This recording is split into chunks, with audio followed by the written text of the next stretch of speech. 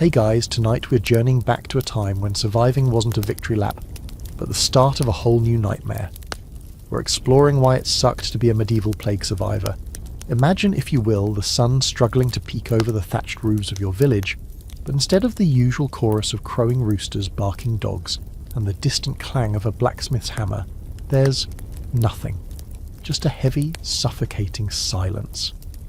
The air itself feels different, thin and sharp, carrying a scent you can't quite place but instinctively recoil from.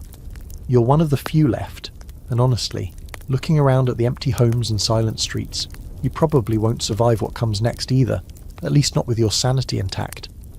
So before you get comfortable, take a moment to like the video and subscribe, but only if you genuinely enjoy what I do here.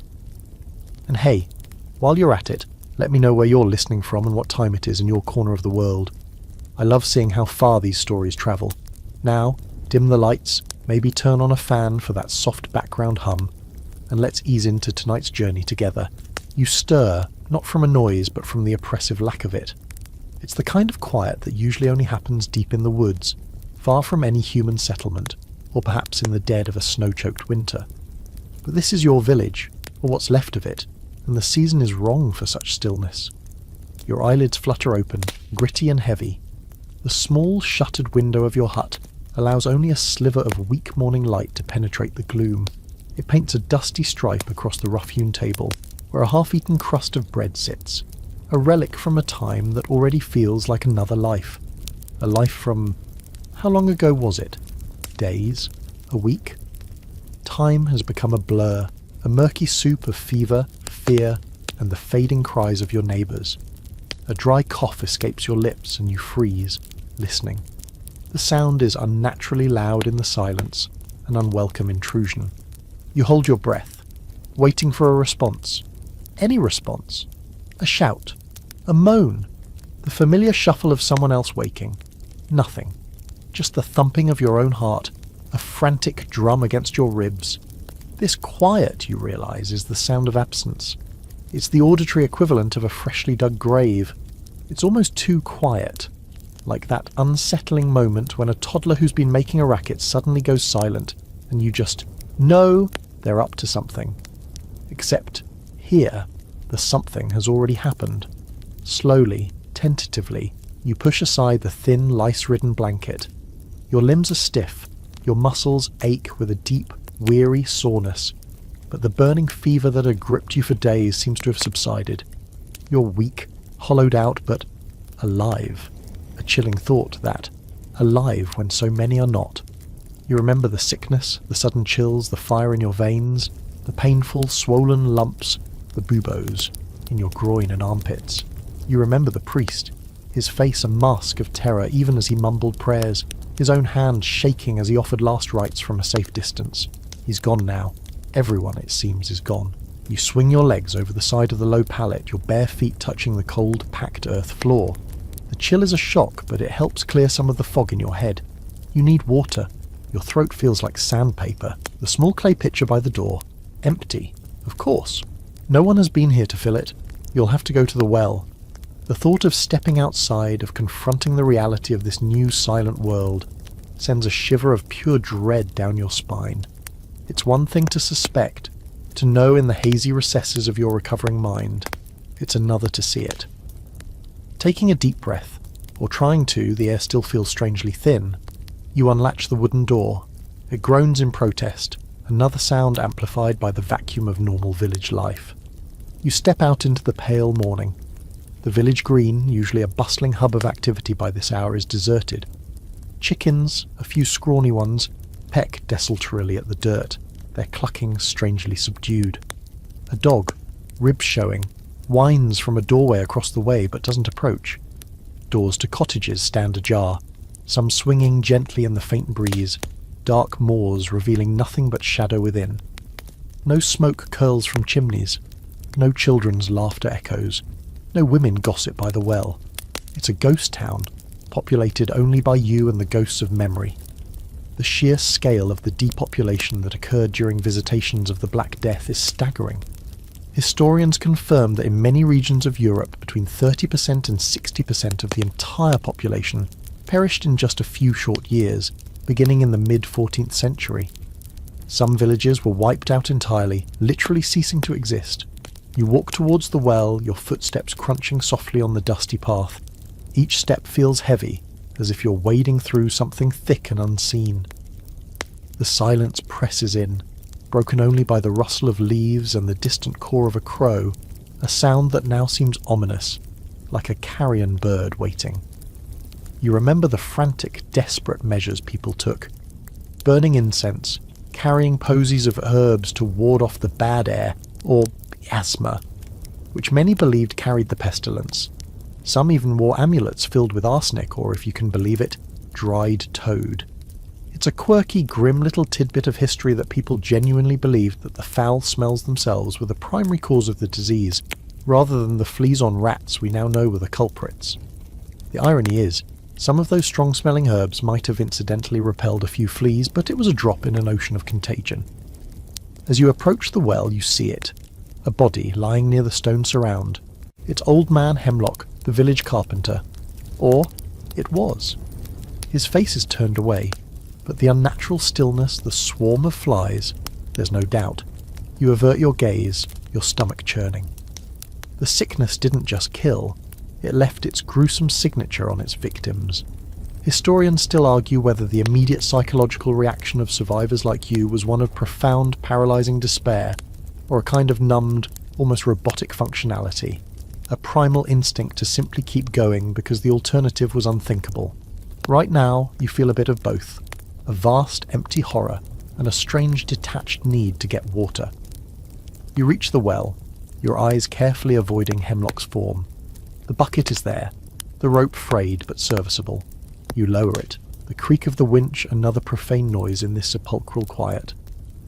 The splash as it hits the water far below is startling.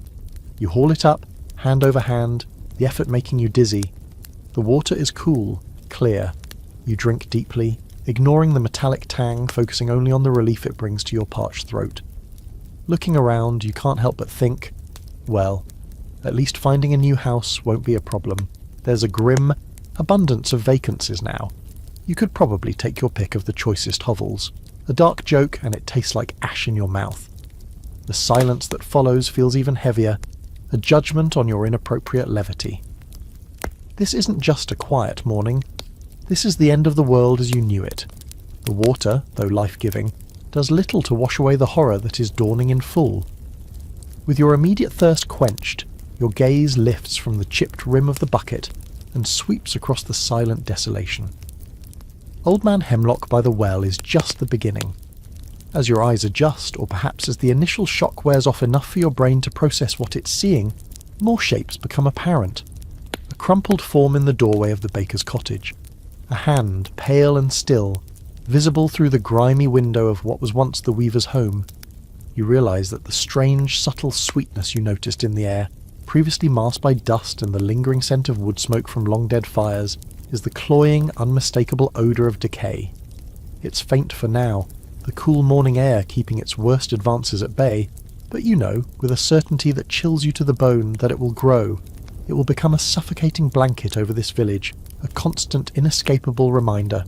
You take a few more steps, an unwilling explorer in your own home. The village green, normally a place of play and commerce, now looks like a macabre art installation. It seems the plague struck people down wherever they were, mid-stride, mid-task. Here a woman lies, her market basket overturned beside her, a few shriveled apples rolling into the dust. There, two children curled together as if sleeping, near the big oak tree where they always played. The dog you saw earlier is now sniffing at one of them, a low, mournful whine escaping its throat before it slinks away, cowed by the enormity of the silence and the wrongness of it all. You shoo it half-heartedly. "Get on, mutt," you mutter, the words feeling like pebbles in your dry mouth. "Nothing for you here," you almost add, or for any of us, but bite it back. The sheer number is overwhelming. It's not just one or two unexpected deaths, it's everyone, or so it seems. With each house you pass, each familiar landmark, the weight of it presses down harder. These aren't just bodies, they were your neighbours, your friends, the people who made up the fabric of your small world. That's Agnes, who always had a sharp word but a hidden kindness. That's Thomas, who told the worst jokes but could fix anything. Their stories, their laughter, their arguments, all silenced. It's like someone snuffed out all the candles in a vast church, plunging it into an eternal, terrifying darkness. A grim thought takes root. If you don't do something, who will? The bodies can't stay here, not like this. Apart from the unbearable sight and the encroaching stench, there's the fear of, well, you don't know exactly what. More disease, wild animals, the simple, profound disrespect of it all. Your mind, still sluggish from your own recent brush with death, struggles to prioritize. But the primal urge to cover, to hide, to somehow make it right, is strong. It's a monumental, horrific task, this burying of the world, or at least your small corner of it. You are one person, weak and alone. How can you possibly manage? You approach the nearest body, old man Hemlock. You knew him, not well, but he'd mended your stool once and his gruffness was legendary. Now he's just remains. You try to take his arm. The skin is cold, waxy. An involuntary shudder runs through you. This is harder than you imagined. Not just physically, though, he's a dead weight, but emotionally. It feels like a violation, disturbing the already disturbed. You try to pull. He doesn't budge much. You need a cart, a wheelbarrow, something. But even if you find one, loading him, and then the next one, and the next, it's like trying to empty the ocean with a teaspoon. A really, really gross teaspoon. Your gaze drifts to the churchyard, its small, lumpy ground already crowded with the graves of generations past. There won't be room. Not for this many. Not for a catastrophe of this scale. The sheer logistics are a nightmare. The official response during the height of the Black Death often involved the digging of massive plague pits, because individual burials became impossible. In cities like London or Florence, these pits could contain hundreds, even thousands of bodies, layered like a grotesque lasagna. You recall hushed whispers from a travelling merchant, long before the sickness reached your own village, tales of such pits in the cities to the south, of bodies carted off by the dozen, unceremonized, unremembered. At the time, it had seemed like a horror story from a distant land. Now, it's your reality. You begin to walk towards the edge of the village, to the fallow field that young Thomas was supposed to plough this spring. It's far enough away. Perhaps there. The ground will be softer there than the rocky soil near the church. As you walk, you can't help but notice the personal items scattered around, poignant remnants of lives abruptly ended. A child's wooden toy, a woman's dropped spindle, a man's cap lying in the mud. Each one a tiny stab to the heart. You think of the medieval belief in the good death, ars moriendi, where one died in bed, confessed, and surrounded by family. This was the opposite. This was the bad death, sudden, anonymous, and terrifyingly public. One quirky tidbit from the era describes how, in some areas, when official burial processes completely broke down, families would sometimes resort to burying their own dead in their gardens or orchards if they had them, rather than leave them for the overburdened and often non-existent collection carts. It was technically against church law, but in such desperate times necessity often overrode doctrine. You wonder if any of your neighbours in their last lucid moments attempted such a thing, or if anyone else who might have survived the initial wave is even now doing just that, hidden away, engaged in their own private, sorrowful work. Historians still argue whether the primary motivation for these rapid, often crude mass burials was sanitation, a genuine, if perhaps misguided, fear of further contagion from the corpses, or if it was more about public order and morale, an attempt by the few remaining authorities to remove the horrifying visual evidence of societal collapse. For you, standing on the edge of that fallow field, shovel in hand, you found one leaning against the smithy, its owner presumably beyond needing it. It's a bit of both, plus a heavy dose of sheer, unadulterated horror. You just want them gone, covered, out of sight, so you can pretend for a fleeting moment that the world hasn't completely shattered. The first spadeful of earth is heavy, the second is heavier. Your back screams in protest. Your hands, soft from days of fevered inactivity, quickly blister. This isn't a job for one, it's a job for a dozen strong men. And you? You feel about as strong as a wet kitten. But you dig. What else is there to do? You dig and you try not to think about who will fill this pit or how.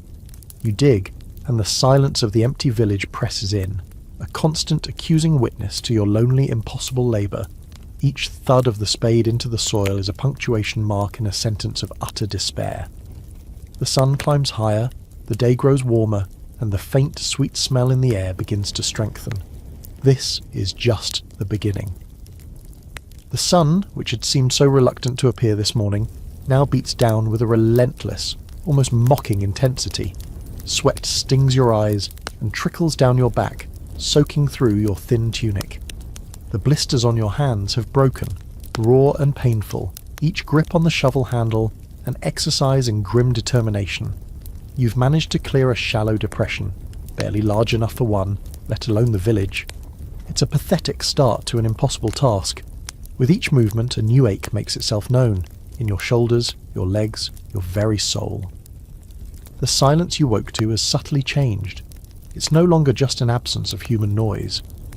Now it's punctuated by the buzzing of flies, a low, constant thrum that seems to be growing louder, more insistent.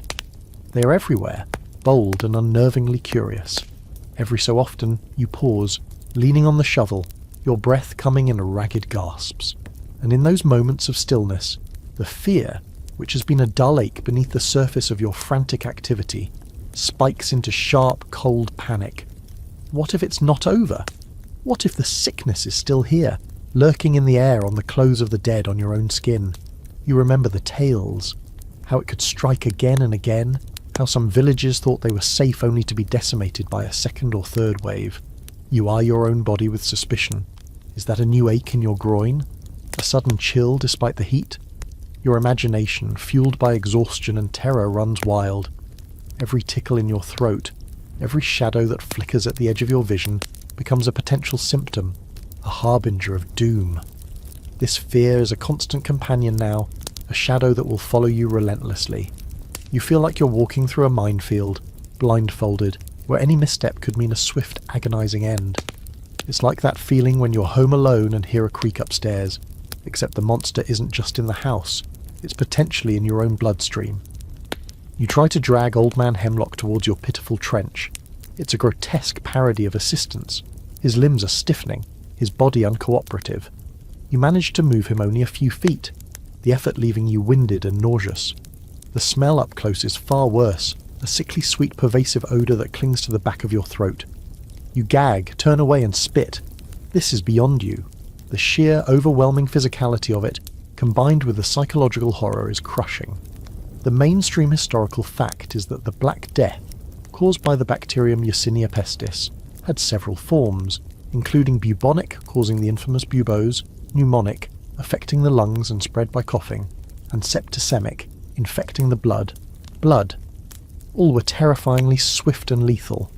You don't know which form swept through your village, or if it was a combination. All you know is its devastating effectiveness. The fear isn't just for yourself. What if there are other survivors, hiding, too sick to move? The thought that you might be digging this shallow grave while someone else lies dying, alone, just a few cottages away, is another layer of torment. But the thought of actively searching, of opening those silent doors and confronting whatever horrors lie within, is almost too much to bear. What if you find someone alive, but in the throes of the plague? What could you do? You have no remedies, no comfort to offer beyond a drink of water and a shared descent into misery. The helplessness is a suffocating blanket. You recall a quirky and frankly horrifying fringe tidbit you once heard from a travelling peddler, a man who claimed to have seen it with his own eyes in a distant city. He spoke of searchers of the dead, individuals, often poor and desperate themselves, who were tasked with going house to house to identify and remove plague victims. Sometimes they were accused of robbing the dead, or worse, of dispatching those who were near death to hasten their own grim work and perhaps limit the spread. You shudder. Are you to become your village's unwilling searcher, its grave digger, its final, lonely witness? Historians still argue whether the recurrence of plague outbreaks over subsequent decades, like the Pestis secunda or Pestis tertia, was due to the same Yersinia pestis strain becoming endemic in the local rodent population, or if new strains were repeatedly reintroduced from elsewhere. For you, the academic debate is meaningless. The only thing that matters is the visceral, gut-wrenching terror that it could come back, that this reprieve is temporary, that the silent killer could awaken at any moment. This fear poisons everything. It taints the water you drink, the air you breathe, the very sunlight that warms your skin.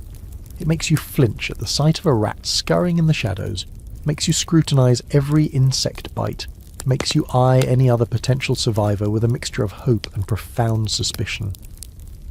You look back at the village. It seems to shimmer in the heat haze, an illusion of peace overlaying a reality of utter devastation. Even the chickens seem to have vanished now, perhaps sensing the growing menace of the stench, or the absence of any scattered scraps. You're truly alone with the dead and the flies. A morbid joke flits through your mind. Well, at least the property values have plummeted. Good time to buy if you're into fixer-uppers with permanent residence. You almost laugh. A harsh, dry sound, but it catches in your throat, morphing into a sob.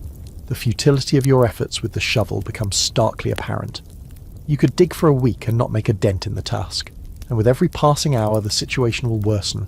The bodies will bloat, the smell will become unbearable, and the risk, real or imagined, will grow. The fear of the plague's return is a living thing, coiling in your stomach, whispering insidious possibilities. It tells you to run, to flee this charnel house, to get as far away as possible. But where would you go? What if other villages are the same? What if the roads are filled with desperate, dangerous people? Or worse, what if you carry the sickness with you, a silent harbinger to some other unsuspecting community? The fear traps you, pins you between the horrors you know and the terrors you can only imagine. It's a cruel, invisible cage. This is not just the aftermath of a disaster. It's an ongoing, personal torment, a constant, vigilant waiting for the other shoe to drop, or for the telltale swelling to appear under your own arm. The sun climbs higher, now directly overhead, baking the deserted village like an oven. You've abandoned the pretense of digging, the shovel lying where you dropped it, a monument to your failed efforts. The silence, once just an absence, now hums with a new energy. The thrum of insects and the louder, more insistent voice of your own gnawing fear. But beneath that fear, something else is stirring.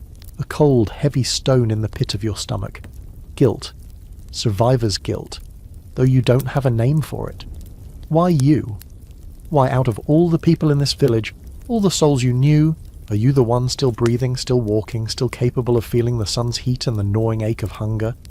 You look at your hands, still raw and blistered from your brief, futile attempt at burial. They are the hands of a survivor, yes, but they feel tainted, unworthy. You remember little Alara, the cooper's daughter, with her bright laugh and tangled, sun-bleached hair. She had a passion for chasing butterflies, her small legs pumping furiously as she giggled with delight. She succumbed quickly, her small body overwhelmed by the fever. Why her, so full of life and promise, and not you? You, who grumbled about the rain, who sometimes shirked your chores, who held petty grudges. There's no logic to it, no fairness. The plague was a whimsical tyrant, choosing its victims with a terrifying randomness that defied all understanding of how the world was supposed to work. It's like being the only one to walk away from a catastrophic shipwreck. You're grateful, perhaps, but also deeply, uncomfortably aware of all those who didn't make it, their faces haunting your waking thoughts. This guilt is a heavy cloak, suffocating you in the already oppressive heat. It whispers insidious questions in the quiet moments. Did you do something different? Did you unknowingly possess some hidden resilience, some secret ward against the pestilence that others lacked? Or was it simply blind, cruel luck?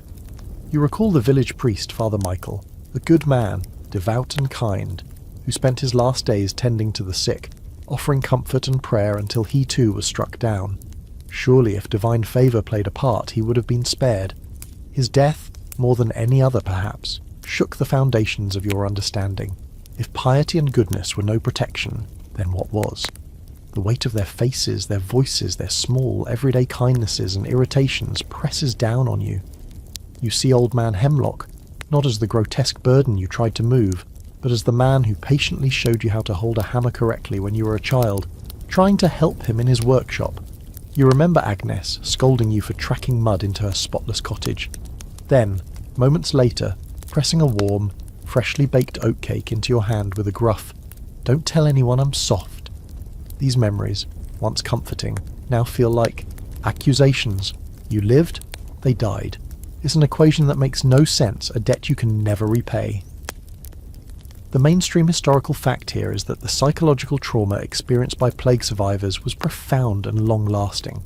Beyond the immediate grief and fear, many grappled with what we would now recognise as PTSD, depression, and this pervasive survivor's guilt. Medieval society didn't have the language or framework for these conditions, but the records, wills, chronicles, even art, hinted a deep societal melancholy and a search for meaning in the face of such overwhelming loss. You feel it acutely, this sense of being untethered, of having passed through a terrible fire that consumed everyone you knew, leaving you scorched and bewildered on the other side. There's a quirky and rather bleak tidbit from some medieval chronicles that mentions how some survivors became almost reckless, indulging in behaviours they never would have considered before. Excessive drinking, gambling, or promiscuity. It's as if, having stared death in the face and inexplicably been spared, they felt that normal rules no longer applied, or perhaps they were simply trying to feel something, anything, to drown out the ghosts and the guilt. You can almost understand it. The temptation to simply stop caring, to descend into a kind of nihilistic haze, is strong. What's the point of sobriety, of thrift, of piety, when the world can end in a week? Historians still argue whether this profound sense of guilt and loss led to an increase in religious devotion among survivors, a desperate turning towards God for answers and solace, or if for many it precipitated a crisis of faith, a feeling of abandonment and disillusionment. Right now, for you, it's a confusing mess of both. A part of you wants to fall to your knees and pray, to beg for understanding, for forgiveness for the sin of surviving, but another louder part of you screams, what's the use? Where was God when Alara died? Where was he when Father Michael prayed his last? You find yourself wandering back towards your own hut, the only place that still feels remotely like yours, though even it is tainted by the memory of your fever and the fear that clung to its walls. You look at the simple, meagre possessions. A wooden bowl, a worn blanket, a small carved bird your father made for you years ago. These objects, once just part of your daily life, now seem imbued with a terrible poignancy. They are the remnants of a life that no longer exists, a life shared with people who are gone. Each one is a testament to what has been lost, a tiny, sharp pinprick of guilt. The thought occurs to you, perhaps you should have died, perhaps it would have been easier. The idea is shocking, a dark serpent coiling in your mind, but it's there nonetheless. To have succumbed with the others, to have avoided this empty, silent world, this crushing weight of being the one left behind. It's a selfish thought, perhaps even a wicked one, but the allure of oblivion, of an end to this torment, is undeniable. It's not a desire to die exactly, but a desperate wish that things had been different, that you hadn't been singled out for this lonely, agonizing fate. It's like being the last one picked for a team, but instead of a game, it's for a front row seat to the apocalypse, and everyone else got to go home early. The guilt isn't just about being alive. It's about the burden of that life, the responsibility it seems to imply, a responsibility you feel utterly incapable of shouldering. You are a walking monument to their absence, and it's a heavy, heavy load to bear. The guilt, heavy as it is, begins to curdle into something else, something sharper and more unsettling, a profound questioning of everything you've ever been taught, everything you've ever believed about the divine, about the order of the universe. You sit on the stoop of your small hut, the sun now beginning its slow descent, casting long, eerie shadows that seem to writhe and twist like tormented spirits. Where was God in all of this? This question, which had flickered at the edges of your grief, now burns at the centre of your consciousness. All your life, you've been told that God is good, that God is just, that he watches over his flock. You've attended mass, mumbled prayers, observed feast days and fast days. You've believed, or tried to believe, in a benevolent deity who rewards the faithful and punishes the wicked. But the plague makes a mockery of such beliefs. It struck down the pious and the sinner with equal, terrifying impartiality. It took babes from their mothers' arms and devout priests from their altars. Little Alara, innocent and pure, was taken. Old Man Hemlock, a grumbler but hardly a villain, was taken. Father Michael, who embodied Christian charity, was taken. Meanwhile, you, who have had your share of selfish thoughts and petty sins, are still here. What kind of divine justice is this? It feels less like the considered judgment of a loving father, and more like the capricious whim of a cruel, indifferent giant, swatting at ants for his amusement. You feel like a child who's just discovered that the fairy tales their parents told them aren't real. Only this isn't about a tooth fairy. It's about the very foundation of your existence. The church, the bedrock of medieval society, taught that suffering could be a test of faith or a punishment for sin. But the scale of this suffering, the sheer indiscriminate horror of it, defies such neat explanations. If this was a punishment, what sin could possibly warrant such a devastating sentence upon an entire community, an entire continent? And if it was a test, what was the point if almost everyone failed by dying? The priests had offered prayers, led processions, urged repentance. None of it had worked. The litanies and the holy water were as useless against the pestilence as a paper shield against a sword. This shattering of faith wasn't just a personal crisis, it was a societal one. The Black Death caused many to question the efficacy, and even the authority of the Church, which had proven powerless to stop the onslaught. This is a well-documented historical fact. The plague significantly undermined the Church's prestige and influence in the long term, paving the way for later religious reforms and a more secular worldview. You remember the frantic, desperate piety that gripped the village as the sickness first approached. People flocked to the church, confessed sins they hadn't even committed, promised extravagant donations if only they were spared. Some even undertook painful penances, hoping to appease an angry God. And for what? To die anyway, often in agony, their prayers unanswered, their faith rewarded with a painful, terrifying demise. It feels like a betrayal. You look up at the sky, a vast indifferent expanse of blue, and you want to scream at it to demand answers. But there's only silence, the same suffocating silence that fills the empty huts and the deserted green. A quirky, though tragic, tidbit from this era is the rise in accusations of witchcraft and sorcery, as people sought explanations for the inexplicable. If God wouldn't help, or if his actions were incomprehensible, then perhaps darker forces were at play. Some people, in their terror and grief, became convinced that the plague was the result of malevolent magic, of curses laid by witches or demons. It was easier, perhaps, to blame a tangible, albeit supernatural enemy, than to accept the terrifying possibility of a random, meaningless universe or an indifferent God. You haven't reached that point of blaming witches, not yet, but the orderly, God-fearing world you once knew has definitely crumbled. Historians still argue whether the dominant spiritual response among survivors was a retreat into more personal, mystical forms of devotion, seeking a direct connection with God that bypassed the seemingly ineffective institutional church, or if it led to widespread cynicism and a decline in religious observance altogether. For you, it's a confusing void. The old prayers feel hollow, the rituals meaningless. The thought of stepping back into the village church, now likely empty or worse, a charnel house itself, fills you with a mixture of dread and a strange, bitter apathy. What comfort could its stone walls and dusty relics possibly offer now? The promises of salvation and eternal life ring hollow when juxtaposed with the fresh, gruesome reality of so much death. It's like being promised a feast while you're starving, and then being served a plate of pebbles. The social and psychological impact of this crisis of faith was immense. If God's order was disrupted, then what about man's order? The hierarchies of feudal society, the divinely ordained roles of peasant, noble and clergy, did any of it still hold meaning when death, the great equalizer, had so thoroughly upended everything? Your own small life, once governed by the rhythms of the agricultural seasons and the dictates of the church calendar, now feels adrift, unmoored from any sense of purpose or divine plan. You're a tiny boat on a vast dark ocean, with no stars to guide you and no shore in sight. This isn't just a philosophical quandary, it's deeply personal. Your faith was a comfort, a framework for understanding your place in the world. Now, that framework is shattered, and you are left to pick through the pieces, trying to make sense of a reality that seems actively hostile to meaning.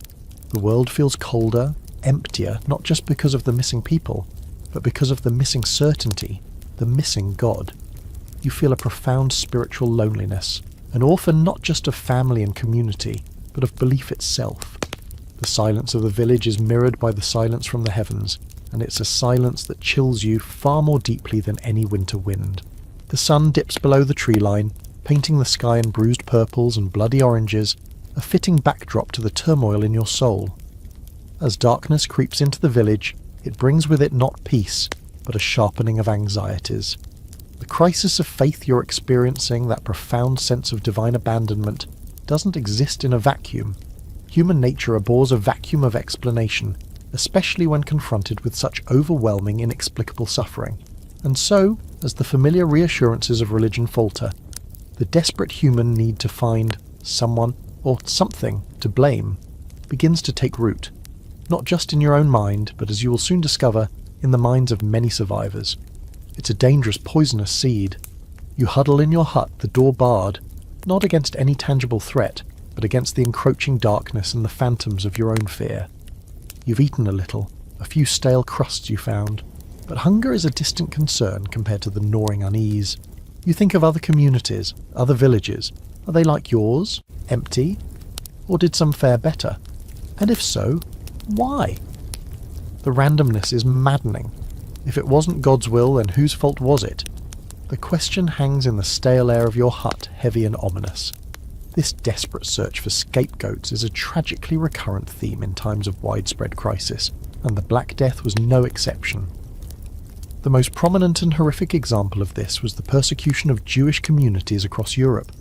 This is a grim historical fact. Baseless accusations that Jewish people had poisoned wells or deliberately spread the plague led to brutal massacres and expulsions in many towns and cities, particularly in the Rhineland and France.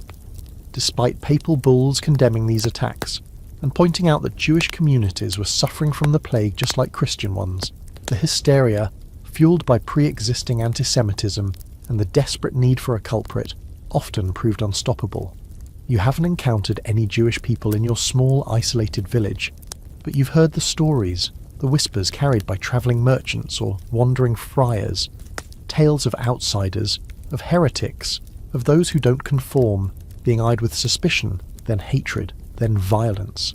It's a terrifying thought that the shared trauma of the plague, instead of uniting people in their suffering, could actually tear them apart, driving them to commit further atrocities in their fear and ignorance. You feel a chill that has nothing to do with the evening air. If people are looking for someone to blame, who might they turn on if there are no obvious outsiders? The woman who collects herbs and is rumoured to know more than she should? The quiet man who keeps to himself? Anyone different? Anyone vulnerable? It wasn't just Jewish communities, though they bore the brunt of this scapegoating.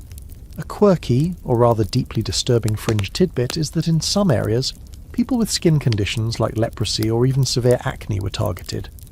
Their visible afflictions were sometimes twisted into signs of internal corruption or divine displeasure, making them easy targets for a populace desperate to find a tangible cause for their suffering.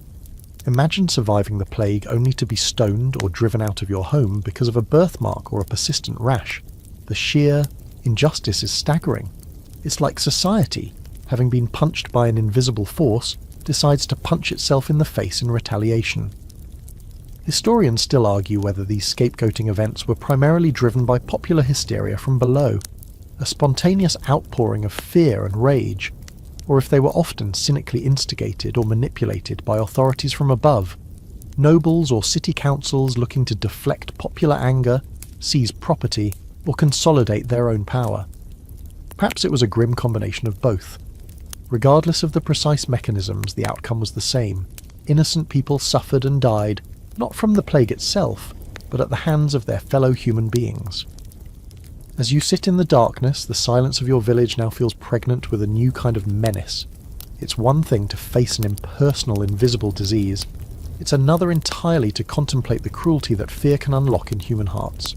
What if other survivors from nearby hamlets that were also hit stumble upon your village? Would they see you as a fellow sufferer, or as a potential threat, someone who inexplicably lived when their own loved ones died? Could your survival itself make you a target of suspicion? Why him? What did he do? Is he unnatural? It's a truly awful thought, that the very fact of your existence could be twisted into an accusation. You think about the stories you heard before the plague reached your quiet corner of the world. Tales from the cities, where tensions ran high. Rumours of foreigners being blamed, of beggars being driven out, of anyone perceived as different, becoming a focus for fear and hatred. It's a primal, ugly instinct, this need to cast out the other to purify the community, to find a sacrifice that will appease the angry gods or fate, or whatever monstrous force they believe is responsible. It's almost as if, by finding and punishing a scapegoat, people could regain a sense of control in a world that had spun terrifyingly out of it. It's a false sense of control, of course, a temporary salve built on injustice and cruelty, but in times of extreme desperation, even false hope can be a powerful motivator.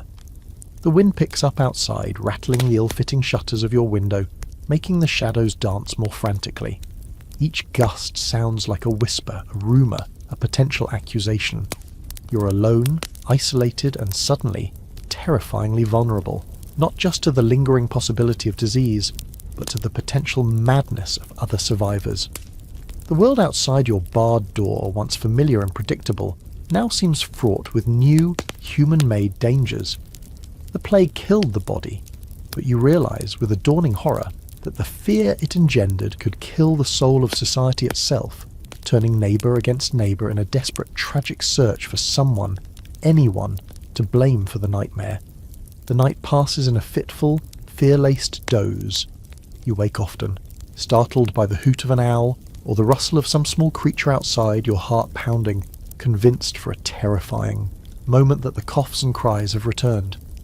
But each time, the oppressive silence of the dead village reasserts itself. When the first grey light of dawn finally seeps through the cracks in your shutters, it brings not relief, but a dull, aching weariness and the stark realization of a new, pressing problem. Hunger. The stale crusts from yesterday are long gone, and the gnawing emptiness in your stomach is becoming a persistent, demanding companion, almost as unwelcome as the fear and guilt. You unbar your door and step outside, the morning air cool and damp. The village is as you left it, a silent testament to an unimaginable catastrophe. But today, your focus shifts. The immediate visceral horror of the bodies, while still present, is overlaid by a more practical, primal concern. You need food, and not just for today. If you are to survive beyond the next few days, you need to find a sustainable source. Your own small vegetable patch behind your hut is untended, choked with weeds, its meagre offerings probably raided by desperate hands, or simply withered on the vine before the plague even struck you down. The village's communal grain stores, if any remain, are an unknown. Who managed them? Who holds the key? Are they even intact? As you walk through the village, your eyes now scan for signs of sustenance, not just signs of death. The baker's cottage stands silent, its ovens cold for weeks. The small livestock pens behind various huts are mostly empty, their gates ajar. A few scrawny chickens still peck in the dirt, but they look as starved as you feel. Capturing them would be an effort, and they wouldn't last long. What you need is grain, preserved meats, anything that can be stored. This devastation of the agricultural workforce is a critical consequence of the plague. The historical fact is that the Black Death led to widespread abandonment of fields and a drastic reduction in cultivated land because there simply weren't enough people left to work it. This, in turn, led to recurrent famines and food shortages for decades afterwards, even for those who survived the disease itself. It wasn't just a short-term crisis, it was a long-term agricultural catastrophe. You remember the rhythm of the seasons, the planting and the harvest, the lifeblood of your community, all that is gone. The fields that should be ripening with wheat or barley are likely untended, overgrown, their bounty left to rot or be eaten by birds. The shepherd who looked after the village flock is gone, the miller who ground the grain is gone, the entire intricate system of food production and distribution has collapsed. You are on your own, a solitary forager in a world that has forgotten how to feed itself. It's like living in a giant abandoned supermarket where all the fresh produce is spoiled, and you have to rummage through the back rooms hoping to find a forgotten can of something. Anything. You approach what was once the Reeves house. He was responsible for overseeing the village's agricultural work, for collecting dues for the lord of the manor. Perhaps there's a storehouse nearby. The door hangs crookedly on one hinge. You push it open, calling out tentatively, "Hello? Anyone here?" Only silence answers, heavy with the familiar cloying scent of decay. You step inside, your eyes adjusting to the gloom.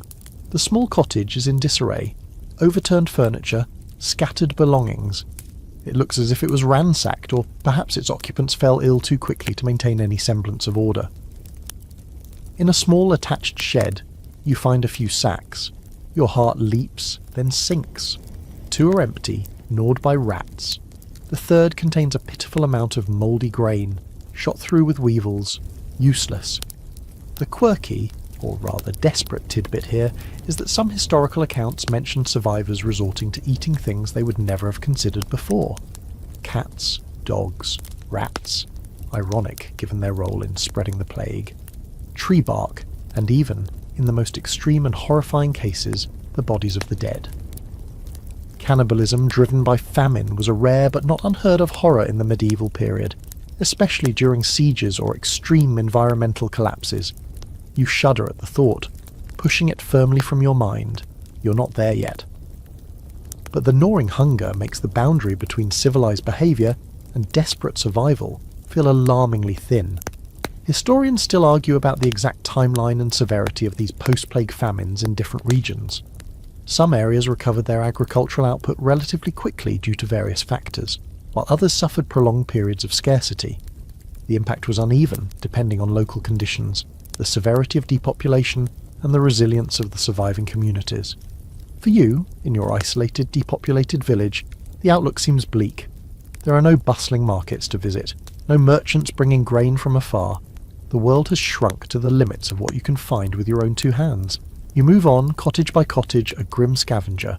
Most often nothing but sorrow and the stench of death. In one, you find a small cask of ale, miraculously untouched. It's weak and slightly sour, but it's liquid, and the meagre calories it offers are welcome. In another, tucked away in a clay pot, you discover a handful of dried beans, hard as pebbles. Not much, but it's something.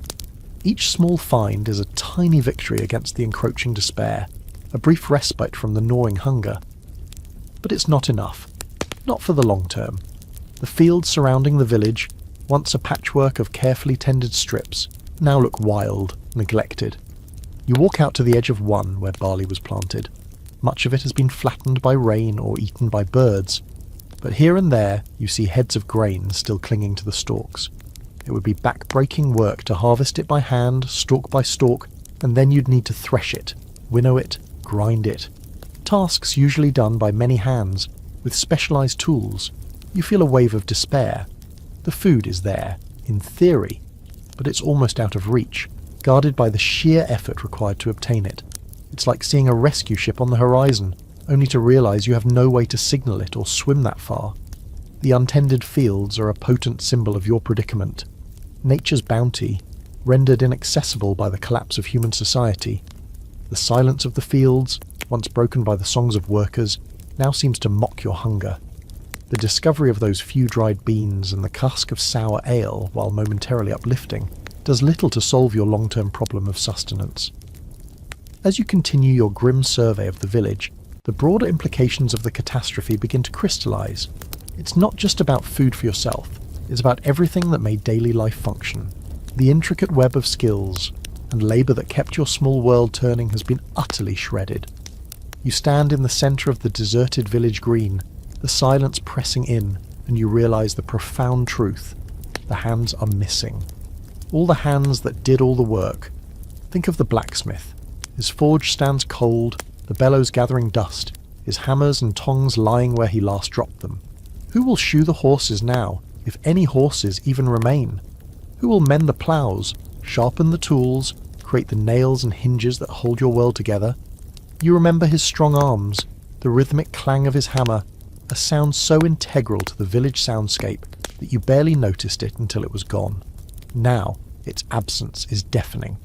If your only shovel breaks, or your knife dulls, there is no one to repair or replace it. Simple tasks will become monumental challenges. Then there's the miller. His watermill down by the stream is silent, its great wheel still. The sacks of grain you might eventually scavenge from the fields will be useless unless they can be ground into flour. Pounding grain by hand with a stone is an exhausting, inefficient process. yielding only a coarse, gritty meal. The miller's expertise, his knowledge of the machinery, the precise adjustments needed to produce fine flour, all gone. You recall his dusty clothes, his perpetually flour-whitened eyebrows, and the way he'd grumble good-naturedly about the quality of everyone's grain. Now, you'd give anything for a sack of his worst, most complained-about flour. What about the weaver, who turned raw wool into cloth for your tunics and blankets? The loom in her cottage is threaded with an unfinished piece, a silent testament to an interrupted life. Who will make new cloth when your current rags fall apart?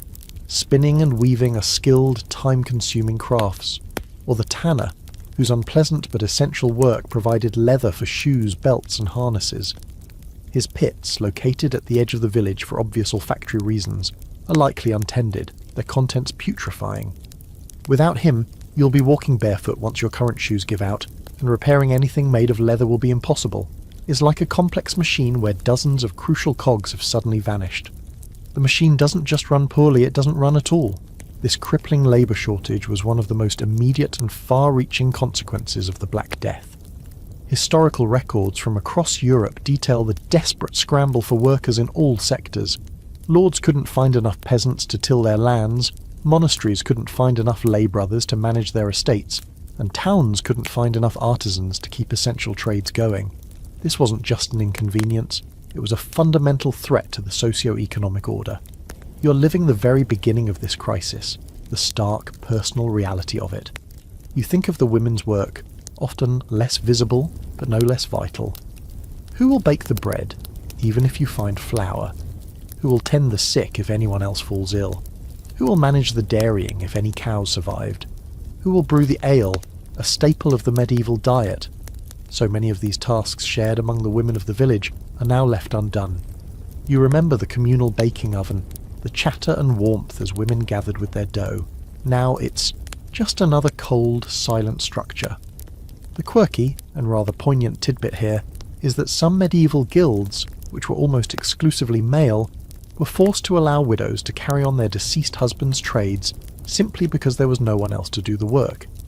It was a small, often temporary crack in the rigid gender roles of the time, born entirely of desperation and the overwhelming lack of manpower. Historians still argue about the precise speed and extent to which these labour shortages impacted different regions and different sectors of the economy. Some argue that the agricultural sector was hit hardest and recovered slowest, while others point to the severe disruption in urban crafts and trade. But for you, standing in your silent village, the debate is academic. Every single aspect of life that depended on another person's labour is now compromised. Even the most basic things, fetching water from the well, gathering firewood, become more daunting when you realise there's no one to share the load, no one to help if you fall ill or injure yourself. The social fabric hasn't just been torn, it's been vaporised. You recall how neighbours would help each other during harvest time, or if a roof needed mending. That collective support system is gone. If your hut's roof starts to leak, you'll have to fix it yourself, assuming you even know how and can find the materials. There's no one to ask for help, no one to lend a hand. The sense of isolation is profound, not just emotionally, but practically. It's the terrifying realization that you're solely responsible for every aspect of your own survival, in a world where survival was always a communal effort. You look at your own hands again. They feel small, inadequate, unskilled in so many of the arts that kept life going. You can mend a net, perhaps, and you know a little about foraging for herbs, but can you build a weatherproof shelter from scratch? Can you hunt successfully with no proper weapons? Can you preserve food for the winter without the knowledge passed down through generations? The missing hands are not just an economic problem, they are an existential one. Each missing artisan, each missing labourer, is a missing piece of the collective knowledge and skill that your community once possessed. You are left with fragments, and the daunting task of trying to rebuild a life, or at least sustain one, with so many essential pieces gone forever. The village, once a hive of activity, is now a museum of lost skills, a monument to a forgotten workforce. The chilling realization of the missing hands, the vanished skills, leads directly to another looming spectre, the utter collapse of the local economy, however rudimentary it might have been in your small village. You sit by the cold hearth in your hut, gnawing on one of the hard, dry beans you found, and contemplate the value of things. Yesterday, A silver penny could buy you a loaf of bread, perhaps a small measure of ale. Today, what is a silver penny worth when the baker is dead and the brewer gone? You might have a few coins hidden away, a tiny emergency stash, but who would you give them to, and for what? The very concept of money feels absurd in this empty world. The few chickens you've seen, scrawny as they are suddenly more valuable than any silver. A pot, a knife, a good blanket. These are the new treasures. Their worth measured not in currency, but in their immediate utility for survival. The finely crafted buckle on a dead man's belt, once a mark of status, is now just a piece of metal, perhaps useful if you can repurpose it, but its monetary value has evaporated. This isn't just a village problem. The Black Death triggered severe economic disruption across Europe. One of the most significant historical facts is the dramatic and often chaotic fluctuation in prices and wages. Initially, with so many goods perishing or becoming unavailable due to lack of production and transport, the price of necessities like grain often skyrocketed. Later, as labour became scarce, wages for surviving workers would eventually rise, but this transition was far from smooth or uniform. You wander over to what was the small, informal market space on the village green. Here on a good week, a travelling peddler might have set up, selling ribbons, salt or cheap trinkets. Villagers might have bartered eggs for milk, or a mended tool for a share of a catch of fish. Now the space is haunted by absence. The idea of trade seems almost laughable. Trade requires goods, and people to produce and exchange them. You have a dwindling supply of your own life, and little else to offer. If another survivor were to stumble into this village, what would you trade with them? A handful of weevilly beans for... what? Their own meagre scavenged supplies. It would be a desperate exchange born of mutual poverty.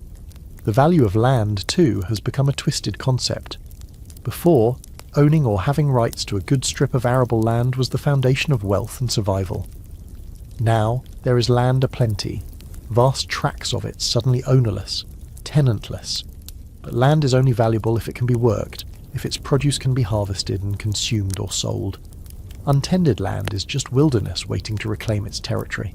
The manor lord, who lived miles away and only visited occasionally to collect his dues, now notionally owns even more land by default as his tenants have died.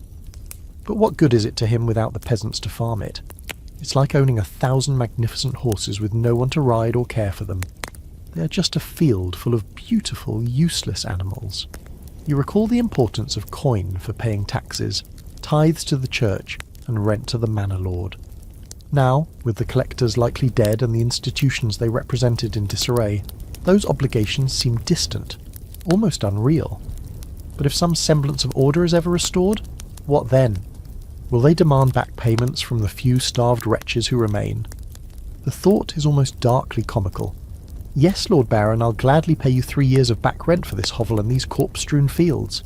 Would you prefer your payment in flies or despair?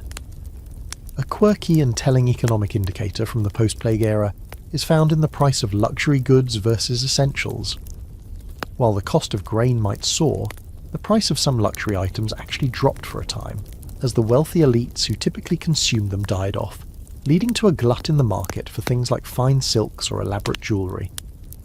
Of course, this was of no consequence to someone like you, whose primary concern is finding enough calories to see the next sunrise. The idea of a luxury good now is finding a tinderbox that still has a few flints.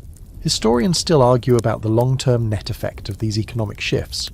Did the massive depopulation ultimately lead to a higher standard of living for the surviving peasantry due to increased wages and more available land per capita, or did the ensuing instability, inflation, and recurrent plagues negate these potential benefits for many decades? The answer is complex and varies greatly by region and social class. For you, in the immediate aftermath, there are no benefits. There is only the stark reality of scarcity and the breakdown of all familiar economic interactions. The concept of a fair price is meaningless when there are no sellers, no buyers, and nothing much to sell. You look at the few coins you possess, perhaps a couple of silver pennies and a few groats, painstakingly saved. They feel cold and heavy in your palm, inert symbols of a system that no longer functions. You can't eat them, you can't wear them, you can't use them to mend your roof. Their power, their perceived value, was always a collective agreement, a social construct. and the society that underwrote that agreement is, for all intents and purposes, dead. You're back to a barter economy, but one where everyone is destitute. It's a sobering thought. All the gold in the king's treasury would be worthless to you right now, compared to a sack of good flour or a side of salted pork.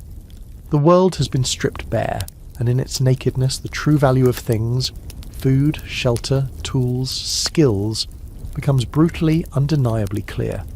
Your coins are just small, round pieces of metal, reminders of a world where bread wasn't dear because it was scarce, but because you lacked the specific tokens to acquire it. Now, bread is beyond dear. It's practically a myth. Days, perhaps a week, blur into a monotonous cycle of scavenging, fear, and profound loneliness. You've managed to find a little more food, some withered vegetables in an abandoned garden, a small sack of oats heavily infested with mice, but edible if you're not too fussy. Each sunrise brings the same chilling silence, the same vistas of desolation. But as the immediate shock begins to wear off and the gnawing hunger is kept barely at bay, a new understanding starts to dawn, a subtle shift in the power dynamics of this shattered world, even if you are its only current inhabitant. The old order, the rigid hierarchy that defined everyone's place from birth to death, is crumbling, not just in your village, but, as you will eventually learn, across the land. Peasants are rising, not in violent rebellion, though that will come later, but in their newfound, grimly acquired value. Lords are falling, not from their horses in battle, but from their pedestals of unquestioned authority. You sit on a fallen log at the edge of the village, looking out over the untended fields. Before the plague, this land belonged to the manor lord. You, and everyone else in this village, were his tenants, his serfs, bound to this land, obligated to work his fields for a set number of days each week, to give him a share of your own meagre harvest, to pay him dues and fines for countless infractions, real or imagined. Your life was circumscribed by his will, by ancient customs that kept you and yours firmly at the bottom of the social ladder. Now, where is the Lord? Is he even alive? And if he is, who will enforce his will here? You are the only one left. The Lord's power, you realise, was never truly in his noble blood or his fancy title. It was in the peasants who worked his land and feared his authority. Without them he is just a man, perhaps with a larger house and finer clothes, but fundamentally as helpless as anyone else if he cannot command labour. This dawning awareness of the peasant's potential power is a crucial historical outcome of the Black Death. With populations decimated, labour became an incredibly scarce and valuable commodity. For the first time in centuries, surviving peasants found themselves in a position to negotiate, to demand better conditions, higher wages, or freedom from the most onerous feudal obligations. Lords, desperate to have their lands cultivated and their harvests brought in, were often forced to concede. This marked the beginning of the end for traditional serfdom in many parts of Western Europe. It wasn't an overnight revolution, but a slow, grinding shift in the balance of power. You imagine the Lord's Reeve, if he had survived and dared to return, trying to order you about. You, peasant, why are these fields untended? Get to work! Before, such a command would have been met with grudging obedience. Now, you almost laugh. You, the sole survivor, the only pair of hands for miles capable of any agricultural labour, you would be the one dictating terms. Work your own fields, Master Reeve. Or perhaps you'd like to offer me, say, as triple the usual wage, and that cottage by the stream, the one with the good thatch, that will be mine, free and clear. It's a heady, almost treasonous thought, but it's rooted in a new, stark reality. Your sweat, your muscle, your mere existence has become immensely valuable. It's a grim sort of promotion, earned by outliving everyone else. A quirky and illustrative detail from this period is the recorded instance of some English villagers collectively bargaining with their lord, threatening to leave and seek better terms on a neighbouring manor if their demands for reduced rents and services were not met. Such an act of collective defiance would have been almost unthinkable before the plague. It demonstrates a newfound confidence and awareness of their own worth among the peasantry. They were no longer easily replaceable cogs in a vast agricultural machine. They were the machine itself, or what was left of it. Historians still argue about the extent to which this newfound peasant agency was a conscious, organised movement versus a series of localised, opportunistic responses to changing economic conditions? Was it a true class consciousness emerging, or simply individuals making rational choices in a radically altered marketplace for labour? Probably a bit of both. But the cumulative effect was undeniable. The rigid bonds of feudalism were being loosened, not by royal decree or philosophical enlightenment, but by the Grim Reaper's scythe. You think of the generations before you, toiling on this same land, their lives little better than those of beasts of burden, tied to the soil, subject to the whims of their masters. They lived and died without ever questioning the fundamental unfairness of it all, because that was simply the way things were, ordained by God and custom. Now custom is broken, and God, if he is still watching, seems to have bigger things on his mind. The sheer scale of death has wiped the slate clean in many ways, forcing a re-evaluation of everything, including who owes what to whom. You are, in a strange and terrifying way, free. Free from the daily grind of obligatory labour for a distant master. Free from the petty tyrannies of the reeve. Free from the endless cycle of debt and subservience that defined peasant life. But it's a terrifying freedom, the freedom of a castaway on a desert island. What do you do with it? You are lord of all you survey, but your kingdom is a graveyard. Your subjects the silent dead and the indifferent wildlife. Still, the thought that you're no longer anyone's property, no longer bound by invisible chains to this particular patch of earth, is a powerful one. If you could find other survivors, a community rebuilding elsewhere, perhaps you could offer your labour on your own terms, as a free man, not a serf. The idea is both exhilarating and terrifying. The old world is dead, and the new one, whatever it may be, has rules that are yet to be written, and perhaps, just perhaps, you might have a say in writing them. This is a far cry from the back-breaking, thankless toil that was your birthright.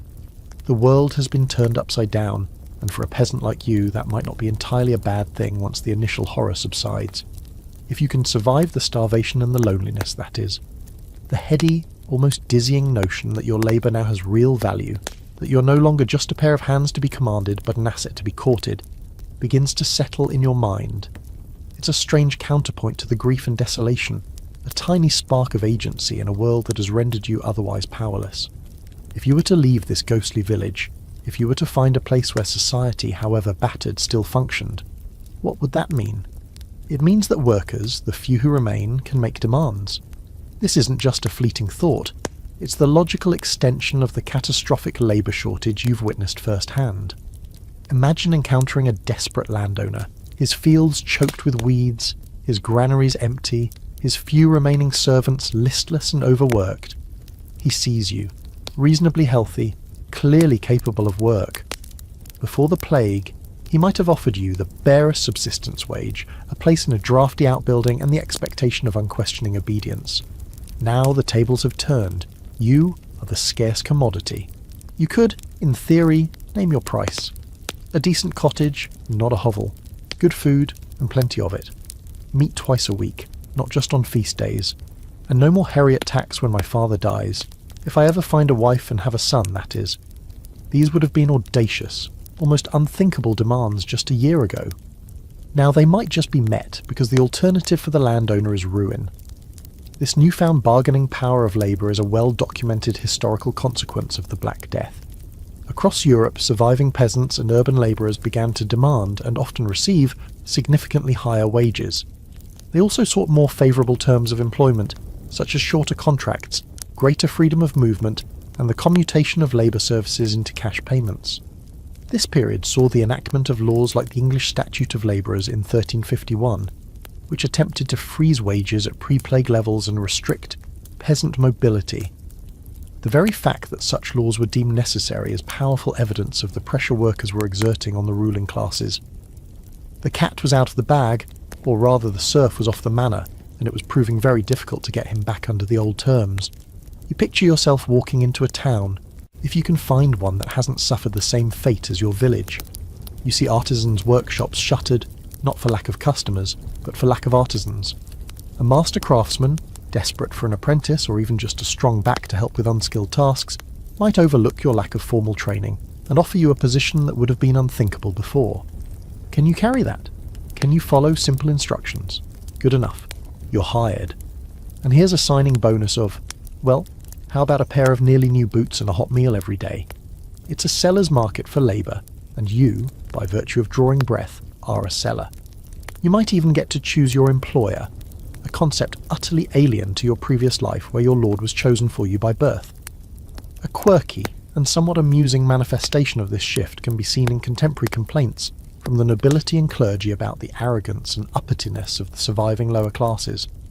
Chronicles lament that servants were no longer content with simple food and rough clothing, but demanded fine white bread, ale, and even silk trimmings. They were accused of being lazy, grasping and disrespectful of their betters. It's the classic lament of an elite class losing its accustomed privileges and finding it deeply unsettling. They were, in essence, complaining that the help was getting too expensive and too demanding. A timeless grievance, really, but one given a powerful new impetus by the plague. It's like your great-aunt complaining that kids these days just don't appreciate how good they have it. Except, kids these days were holding all the economic cards.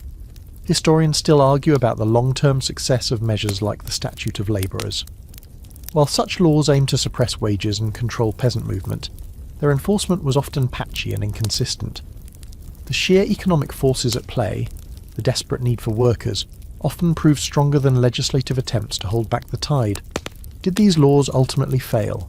Many argue yes, pointing to the continued rise in real wages for labourers throughout the latter half of the 14th century. Others suggest they may have slowed the process or created regional variations. For you, the theoretical peasant, the existence of such laws would be a clear sign that your newfound leverage is real and is scaring the people in charge. That, in itself, is a form of power. This potential for better wages and conditions isn't just about material comfort, it's about dignity. It's about having some control over your own life, your own labour. To be able to refuse work that is too demeaning or dangerous, to negotiate for a fair return for your efforts, to perhaps even save a little, to have choices. These are radical concepts for someone raised in the rigid certainties of feudalism. The thought is both liberating and a little frightening. With choice comes responsibility, and the risk of making the wrong choice. Of course, this is all hypothetical as you sit in your silent, empty village. First, you have to survive. You have to find other people. You have to navigate a world that is still reeling and dangerous. But the knowledge that, if you do make it out, your life might not have to be the same grinding servitude as your ancestors' lives, is a powerful motivator. It's a glimmer of hope in the overwhelming darkness. The world has been shattered, yes, but perhaps in the rebuilding, there's a chance for a slightly better, slightly fairer place for those who were once at the very bottom. The traditional masters might not like it. They might legislate against it. They might call you arrogant and greedy, but they need you. And that, you realise with a surge of grim satisfaction, changes everything. Your hands, once just tools for their enrichment, are now your greatest bargaining chip. The sun rises on another day of scavenging, another day of wrestling with the ghosts of what was and the terrifying uncertainty of what will be. As you pick through the deserted cottages, searching for overlooked scraps of food or useful tools, your mind inevitably turns to the human cost, not just in terms of numbers, but in the unravelling of families and households. What has become of the children whose parents succumbed? Who is caring for the orphans, if any survived? And what of the properties, the homes, the small plots of land like this one you currently inhabit? Who owns them now? The plague didn't just leave bodies, it left a legacy of countless orphans and a bewildering tangle of empty manors and unclaimed inheritances. You remember the families in your village, the cooper, John, and his wife, Martha, with their 3 boisterous children. Little Alara, whose memory still brings a pang to your heart. Thomas, the young farmer, who was newly married to sweet Mary from the next village. Are any of them left? If a child survived, but their parents did not, what hope would they have? A small child alone in this silent, predatory world would not last long. Even an older child, strong enough to scavenge, would be incredibly vulnerable. The thought of children wandering, lost and terrified, their protectors gone, is a particularly sharp kind of horror. It's one thing to contemplate your own solitary struggle, it's another to imagine the terror of a child facing it. The sheer number of orphans created by the Black Death was a societal crisis in itself. This is a stark historical fact. Communities and institutions across Europe struggled to cope with the sudden influx of parentless children. Existing orphanages, often run by religious orders, were quickly overwhelmed. New solutions had to be found, often ad hoc and inadequate. Sometimes surviving relatives would take in orphaned kin, but often entire families were wiped out, leaving no one to assume responsibility. Guilds might take on the orphaned children of their members as apprentices, but this could only absorb a small fraction. Many were simply left to fend for themselves, swelling the ranks of beggars and vagrants. You come across a small, crudely carved wooden doll lying in the dusty doorway of a cottage. It's a simple thing, worn smooth by tiny hands. You pick it up, a wave of sadness washing over you. Whose child did this belong to? Did they die clutching it? Or did they drop it in their flight, or in the delirium of fever? Such small, poignant remnants of lost lives are everywhere, constant reminders of the severed bonds of family. You can almost hear the echo of children's laughter, now horribly silent. It's like walking through a nursery after all the babies have inexplicably vanished, leaving only their toys and tiny shoes behind. A quirky, though ultimately sad detail from some medieval records describes how, in the immediate aftermath of the plague, some surviving children formed feral gangs, roaming the countryside, stealing food to survive. Lacking adult guidance and protection, they reverted to a more primal state, a lost generation forced to mature too quickly or perish. It's a grim picture, these small bands of desperate children navigating a world that had utterly failed them. You wonder if any such groups are out there now, in the woods beyond your village, watching, waiting. Historians still argue about the long-term social impact of this massive orphaning event. Did it lead to a breakdown in social order and an increase in crime, as some contemporaries feared? Or did it, paradoxically, create new opportunities for social mobility for some of these unattached young people who were not bound by traditional family ties and obligations? Perhaps it did both. The records are often too sparse to draw firm conclusions for every region, but the disruption to family structures was undeniably profound and had repercussions for generations. And then there are the properties. Every empty hut in this village, every untended strip of land, theoretically belongs to someone. But who? If the entire family that lived in a cottage died, who inherits? Distant cousins they never knew? The lord of the manor by default? The church? The legal chaos in the plague's aftermath was immense. Courts were overwhelmed with inheritance disputes, claims and counterclaims. Wills, if they existed, were often contested or rendered invalid by the deaths of all named beneficiaries and witnesses. It was a lawyer's nightmare, or perhaps a lawyer's dream, depending on their disposition. You look around at the silent, empty cottages. Legally, you have no claim to any of them, beyond the hut you occupied before the sickness. But with no one left to dispute it, you could, in theory, take over the largest, most well-built house in the village. You could claim the best fields. Who would stop you? The concept of ownership, like the concept of money, feels strangely fluid, almost meaningless in this vacuum of authority. Possession is 9/10 of the law, the old saying goes. Well, right now, possession is pretty much the entire law, and you are the only one here to possess anything. The issue of empty manors was particularly acute for the nobility. Entire noble lines were extinguished, their estates left vacant or falling into the hands of distant, sometimes unsuitable heirs. This led to a concentration of land in fewer hands in some areas and a fragmentation of estates in others.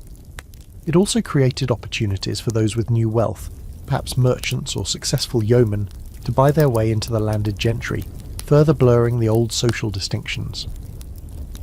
The plague was a brutal reshuffler of the deck, and property was one of the main cards in play. The idea that you, a simple peasant, could even contemplate owning property in any meaningful sense beyond your immediate desperate need for shelter is a testament to how radically the world has changed. These silent, empty houses are more than just sad, reminders of lost lives. They are symbols of a society unravelling at its most fundamental level, the level of family and inheritance. Days meld into a solitary routine, rise with the weak sun, scavenge for anything edible or useful, check the snares you've crudely fashioned, mostly empty, and try to ignore the ever-present ache of loneliness and the low hum of fear.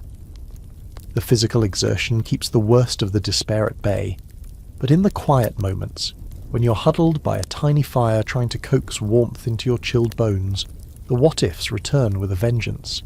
What if the plague comes back? What if you get sick from some other ailment, a simple fever or an infected wound with no one to help?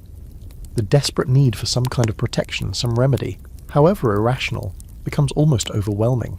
And you know, from scraps of conversation and shared anxieties, before your village fell silent, that you're not alone in this desperate grasping for solutions. You start to recall the bizarre and often terrifying cures and preventative measures that people talked about, or even tried, as the plague crept closer. The air was thick with fear, and equally thick with charlatans and well-meaning but utterly misguided advice. You remember a travelling doctor, a man with shifty eyes and stained robes, selling expensive potions made from ground gemstones and exotic herbs promising immunity. He probably made a fortune before either succumbing himself or wisely disappearing. Then there were the more common folk remedies, drinking vinegar, bathing in urine, yours or an animal's, opinions varied apparently, or carrying strong-smelling concoctions of garlic, rue and wormwood. Remember that crocodile dung sunscreen we joked about in another context? Well, some medieval plague cures weren't far off in their sheer unpleasantness and lack of efficacy. One of the mainstream historical facts about medieval medicine in the face of the plague is its almost complete helplessness. Doctors, relying on Galenic theories of humours, blood, phlegm, yellow bile, black bile, and the idea of miasma, bad air, had no real understanding of contagion or infection in the way we do.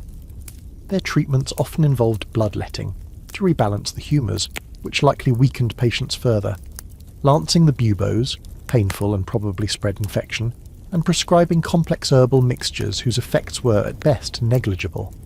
They were fighting an invisible enemy with entirely inappropriate weapons. It's like trying to put out a house fire with a feather duster. You find yourself eyeing certain plants with suspicion, or a flicker of desperate hope. That patch of St. John's wort growing near the abandoned church, was that one of the herbs said to ward off evil, and by extension, disease? Or was it plantain, crushed and applied as a poultice? The knowledge, once shared and debated in the village, is now fragmented in your memory, unreliable and tinged with the bitter taste of failure. You remember someone suggesting that smelling deeply from a latrine pit each morning could acclimatise the body to foul airs and thus protect it. You shudder at the thought, but a tiny, desperate part of your mind wonders if there could be any truth to such a desperate measure. Probably not, you conclude. The only thing that would acclimatise you to is the smell of, well, you know. This desperation led to some truly quirky and fringe beliefs and practices. For instance, there were tales of people wearing amulets containing arsenic or mercury, believing these potent poisons could somehow scare away the poison of the plague. Others relied on complex astrological calculations to determine auspicious times to travel or to perform certain actions, hoping to align themselves with favourable celestial influences. And then there was the belief in the power of sound. Some communities rang church bells continuously, day and night, hoping the vibrations would drive away the pestilential air. Others engaged in loud shouting or the banging of pots and pans for the same reason. It's a poignant image, a village full of people, terrified and helpless, making as much noise as possible to fight an enemy they couldn't see or understand. Historians still argue about the psychological function of these seemingly irrational remedies. Were they purely a result of ignorance and superstition? Or did they provide a crucial, albeit illusory sense of agency and hope in a situation where people felt utterly powerless? By performing these rituals, by taking these potions, perhaps individuals felt they were at least doing something, rather than passively awaiting their fate. In a world without scientific explanations, any action, however bizarre, might have felt preferable to inaction. You find yourself becoming more observant of your own body than ever before. Every itch, every twinge, every unusual sensation sends a jolt of anxiety through you. You check your armpits and groin compulsively for any sign of swelling. You analyse the colour of your tongue, the consistency of your... well, never mind. You become your own suspicious, hyper-vigilant physician, armed with nothing but fear and half-remembered folklore. You even consider trying one of the more outlandish preventative measures you'd heard about, perhaps holding a lucky stone you found by the river, or muttering a charm a supposed wise woman had once sold your mother. It feels foolish, childish even, but the terror is a powerful persuader. The search for a magical bullet, a secret antidote, is a natural human response to overwhelming threat. But in this case, all the amulets, potions, and bizarre rituals were just whistling in the dark.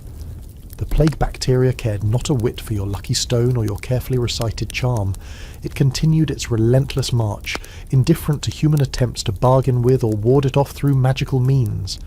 This powerlessness, this utter failure of all known remedies, sacred or profane, must have been terrifying. It would have stripped away another layer of certainty, another comforting illusion that humans had some measure of control over their lives and their environment. All you can do is try to eat, try to stay warm and pray, though to whom, and with what hope, you're increasingly unsure. That you don't fall sick again, because this time there will be truly no one. The days continue their bleak procession, each one a small victory of survival, yet each overshadowed by the lingering trauma and the oppressive silence. As you range further in your desperate search for sustenance, perhaps venturing towards a neighbouring equally deserted hamlet, or following a half-forgotten track through the woods, you might encounter a sight that would chill you to the bone, a stark manifestation of the extreme religious fervour and terror that the plague unleashed, the flagellants. These processions of self-scourging penitents were a horrifying, yet not uncommon spectacle in plague-stricken Europe. Imagine cresting a small hill and seeing them in the distance, a straggling column of figures moving slowly across the blighted landscape. As they draw closer, the sounds reach you first, a low, rhythmic chanting, interspersed with the sickening wet thud of whips on flesh, and the groans and cries of the participants. Then you see them clearly.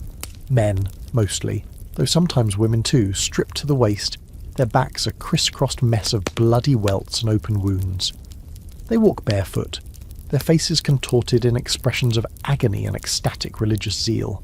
They carry heavy crosses, and many wield fearsome scourges, often with multiple leather thongs tipped with iron or bone, which they bring down upon their own backs with horrifying regularity. It's a parade of public suffering, a desperate bloody offering to an apparently wrathful god. The flagellant movement was a recurring phenomenon in the medieval period, often flaring up in times of crisis, but it reached its zenith during the Black Death. This is a well-established historical fact. Groups of flagellants, sometimes numbering in the hundreds or even thousands, would travel from town to town, performing public rituals of penance. They believed that by mortifying their own flesh, by taking upon themselves extreme suffering, they could atone for the sins of mankind and persuade God to lift the plague. Their processions were highly theatrical, designed to inspire awe, fear, and repentance in onlookers. They would often enter a town, circle the church, and then perform their ritual scourging in the main square, sometimes for days on end. You watch them, hidden from view, a mixture of fear and morbid fascination gripping you. The sight is both repellent and strangely compelling. The rhythmic rise and fall of the whips, the sight of blood flying, the sounds of their chanting and weeping, it's a profoundly disturbing spectacle. Some of them work themselves into a frenzy, their eyes rolled back, seemingly oblivious to the pain. Others appear to be in a trance-like state. You can smell the sweat, the blood, and the unwashed bodies even from a distance. It's a visceral, overwhelming assault on the senses. It's like stumbling upon a secret, terrifying cult in the middle of nowhere. Their devotion so extreme it borders on madness. A quirky and rather unsettling detail about some flagellant groups was their complex internal organisation and their specific rituals. Many had leaders, often charismatic figures who claimed to have received divine revelations.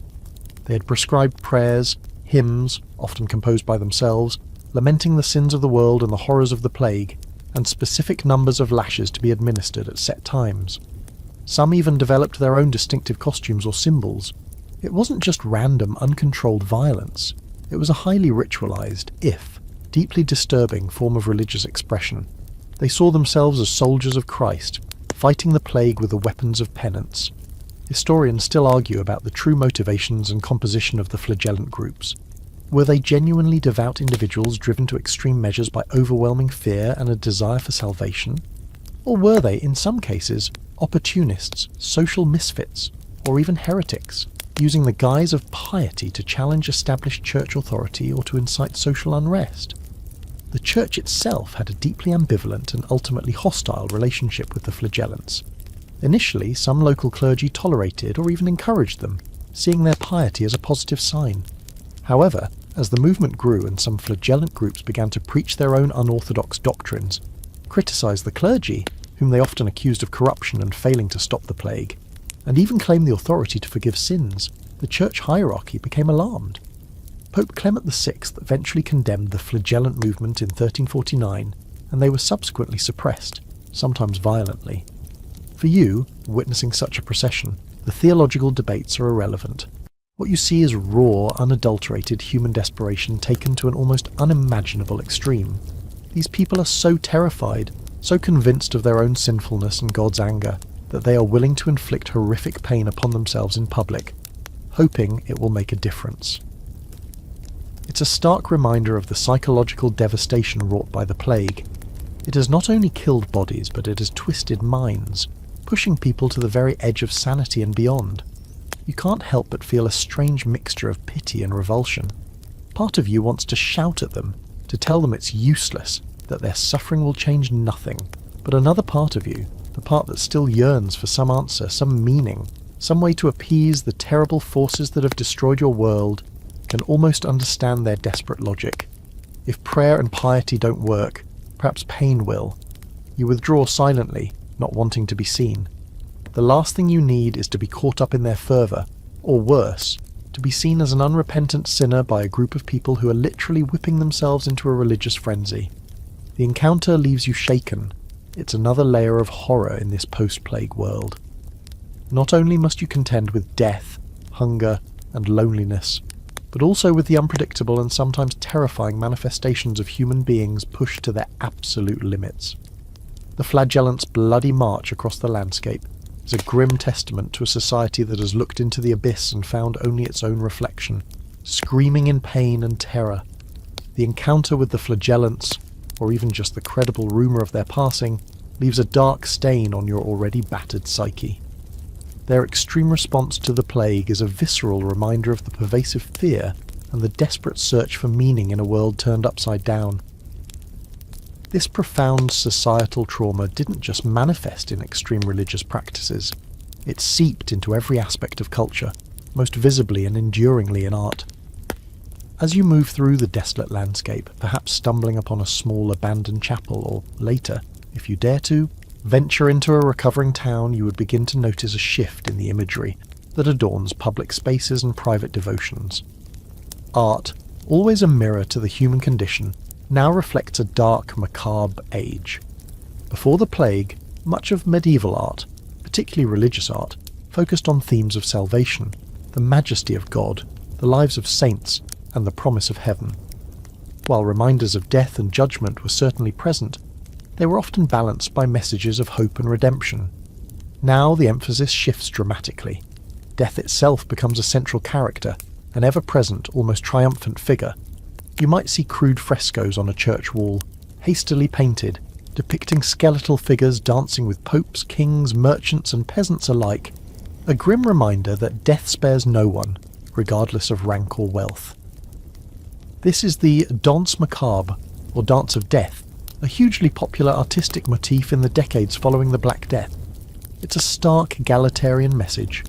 We're all in this grim conga line together, heading for the grave. This obsession with the macabre is a clear historical fact. The art of the late 14th and 15th centuries is replete with images of skeletons, decaying corpses, and personifications of death. Effigies on tombs, which once depicted knights in their prime or noble ladies in their finery, began to feature transy figures, shockingly realistic sculptures of the deceased in a state of putrefaction, often with worms crawling through their decaying flesh. The message was blunt. Memento mori, remember you will die. And not just die, but decay in a most unpleasant manner. It's like the art world collectively decided to swap out serene landscapes for close-ups of roadkill. You might find a crudely printed woodcut, perhaps dropped by a travelling preacher or peddler, showing the 3 living and the 3 dead. This was another popular theme. 3 young noblemen out hunting or hawking encounter. 3 animated corpses, often their own future selves, who warn them of the transience of life and the inevitability of death. The expressions on the faces of the living, shock, horror, dawning realization, would mirror your own feelings as you navigate this changed world. It's a direct, unsubtle confrontation with mortality, a far cry from the often idealized and heroic imagery of earlier periods. A quirky and rather specific artistic detail that emerged in this period is the increased depiction of St. Roch, or Rocco, who is traditionally invoked against plague. He's typically shown as a pilgrim, pointing to a plague bubo on his thigh, often accompanied by a dog carrying a loaf of bread. Legend says a dog sustained him when he was ill. The proliferation of his image in paintings, statues and household shrines speaks volumes about the anxieties of the time. He became a sort of specialised celestial insurance agent against the plague. Similarly, Saint Sebastian, often depicted pierced with arrows, a visual metaphor for the random strikes of pestilence, also saw a surge in popularity. People were desperately seeking protectors, divine intercessors who understood their suffering. Historians still argue about the precise interpretation of this surge in macabre art. Was it primarily an expression of overwhelming pessimism, a society wallowing in its grief and fear? Or did it serve a more didactic purpose, encouraging piety and a focus on the afterlife in the face of earthly suffering? Perhaps it was also a way of processing trauma, of confronting the horrors of the plague by depicting them, by giving them form and narrative. By making death a familiar, almost everyday character, perhaps people sought to rob it of some of its terrifying power, to domesticate the horror. For you, these images, whether seen in a grand cathedral, if you ever reach one, or a humble village church, would be deeply unsettling, yet strangely validating. They confirm that your personal experience of horror and loss is shared, that the entire world, or at least your corner of it, is grappling with the same shadows. The serene Madonnas and triumphant Christs of earlier art might feel distant, almost irrelevant to your current reality. But a skeletal death leading a pope by the hand, that resonates. That feels true. It's a bitter kind of comfort, the comfort of shared misery, but it's comfort nonetheless. The art reflects a society obsessed with its own mortality, a society that has been forced to look death squarely in the face and can no longer afford the luxury of ignoring it. The bright colours and confident lines of earlier styles often give way to darker palettes, more agitated compositions, and a raw emotional intensity. It's as if the artists themselves are trying to exorcise their own demons, to make sense of the senseless.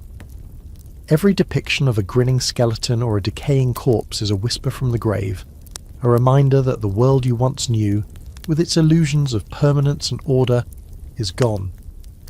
The new art is a chilling, unflinching portrait of an age of anxiety, an age where death is not just an abstract concept, but a recent, unwelcome houseguest who has overstayed his welcome and redecorated the place in shades of bone and sorrow.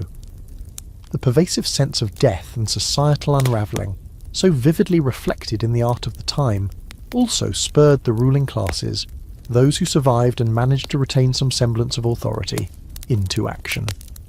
But this action was often less about alleviating the suffering of the common people, and more about reimposing order, controlling the increasingly restless workforce, and preserving the remnants of the old social hierarchy. As you slowly, cautiously, begin to encounter pockets of civilization again, perhaps a fortified town that managed to withstand the worst of the plague, or a manor where a new lord is desperately trying to assert control, you would become aware of new laws, new regulations, all designed to put the genie of social change back into the bottle. Chief among these were statutes aimed at controlling labour. Imagine you finally decided to leave your desolate village. Driven by hunger and the crushing loneliness, you travel for days, avoiding other lone travellers, who knows if they're desperate bandits or fellow sufferers, and sleeping in ditches or abandoned barns. Eventually you approach a market town. The guards at the gate are suspicious, wary. They demand to know who you are, where you're from, what your business is. They might even check you for signs of lingering illness. If you're allowed in, you'd soon hear talk of new ordinances, of strict rules, governing wages, movement, and even what kind of clothes different classes of people are allowed to wear. This is the hand of authority reasserting itself, and it often felt heavy and restrictive to the survivors. The most famous example of this type of legislation is the English Statute of Labourers, first issued in 1349 and then enacted by Parliament in 1351, with similar laws appearing across Europe. This is a crucial historical fact. These laws typically aim to fix wages at pre-plague levels, to compel all able-bodied men and women to work for anyone who required their labour, and to restrict them from leaving their current parish or master in search of better pay. Penalties for demanding or offering higher wages could be severe, including fines or imprisonment. The preamble to the English statute explicitly states that it was enacted because labourers were taking advantage of the scarcity of workers to demand excessive wages. From the perspective of the landowners and employers, this was an attempt to restore economic stability.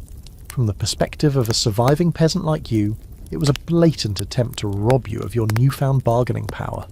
You might see a notice nailed to the market cross, read aloud by a town crier, proclaiming these new rules.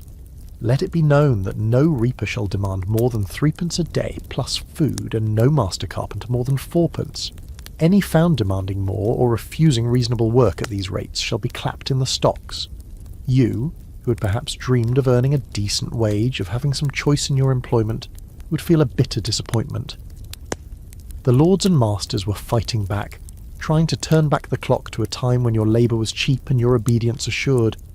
It's like finally finding an oasis after days in the desert, only to discover the well is guarded by men who want to charge you your last drop of water for a sip. A quirky and revealing aspect of these attempts at social control were the sumptuary laws. These were regulations that dictated what people of different social classes could wear, the types of fabric, the colours, the amount of ornamentation. While sumptuary laws existed before the Black Death, they were often strengthened and more rigorously enforced afterwards. Why? Because with increased wages, some commoners were starting to afford clothing and adornments previously reserved for the nobility. This blurring of visual class distinctions was deeply unsettling to the elite. They wanted to ensure that a peasant still looked like a peasant, even if he was earning more. So, you might be fined for wearing a tunic of a certain forbidden colour, or for having fur trim on your cloak even if you could now afford it. It was about keeping you in your place, visually and economically. Know your station, peasant.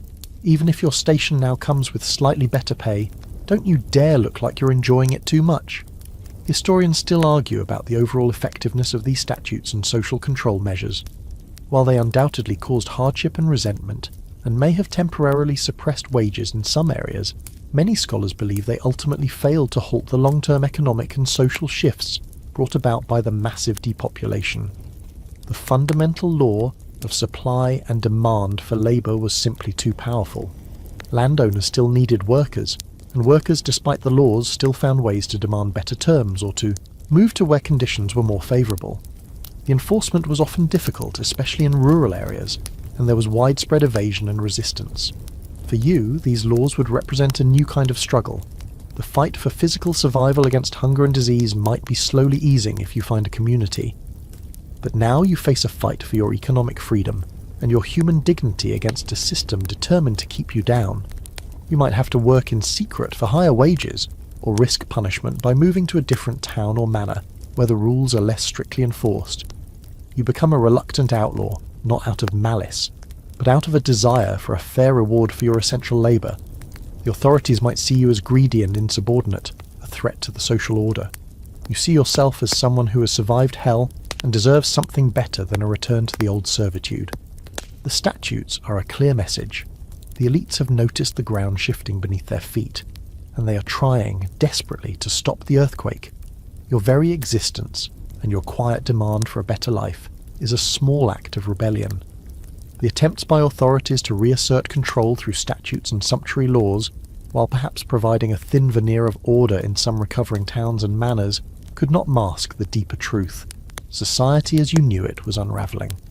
The old certainties, the familiar rhythms, the unquestioned hierarchies, all had been shaken to their core by the plague's indiscriminate fury.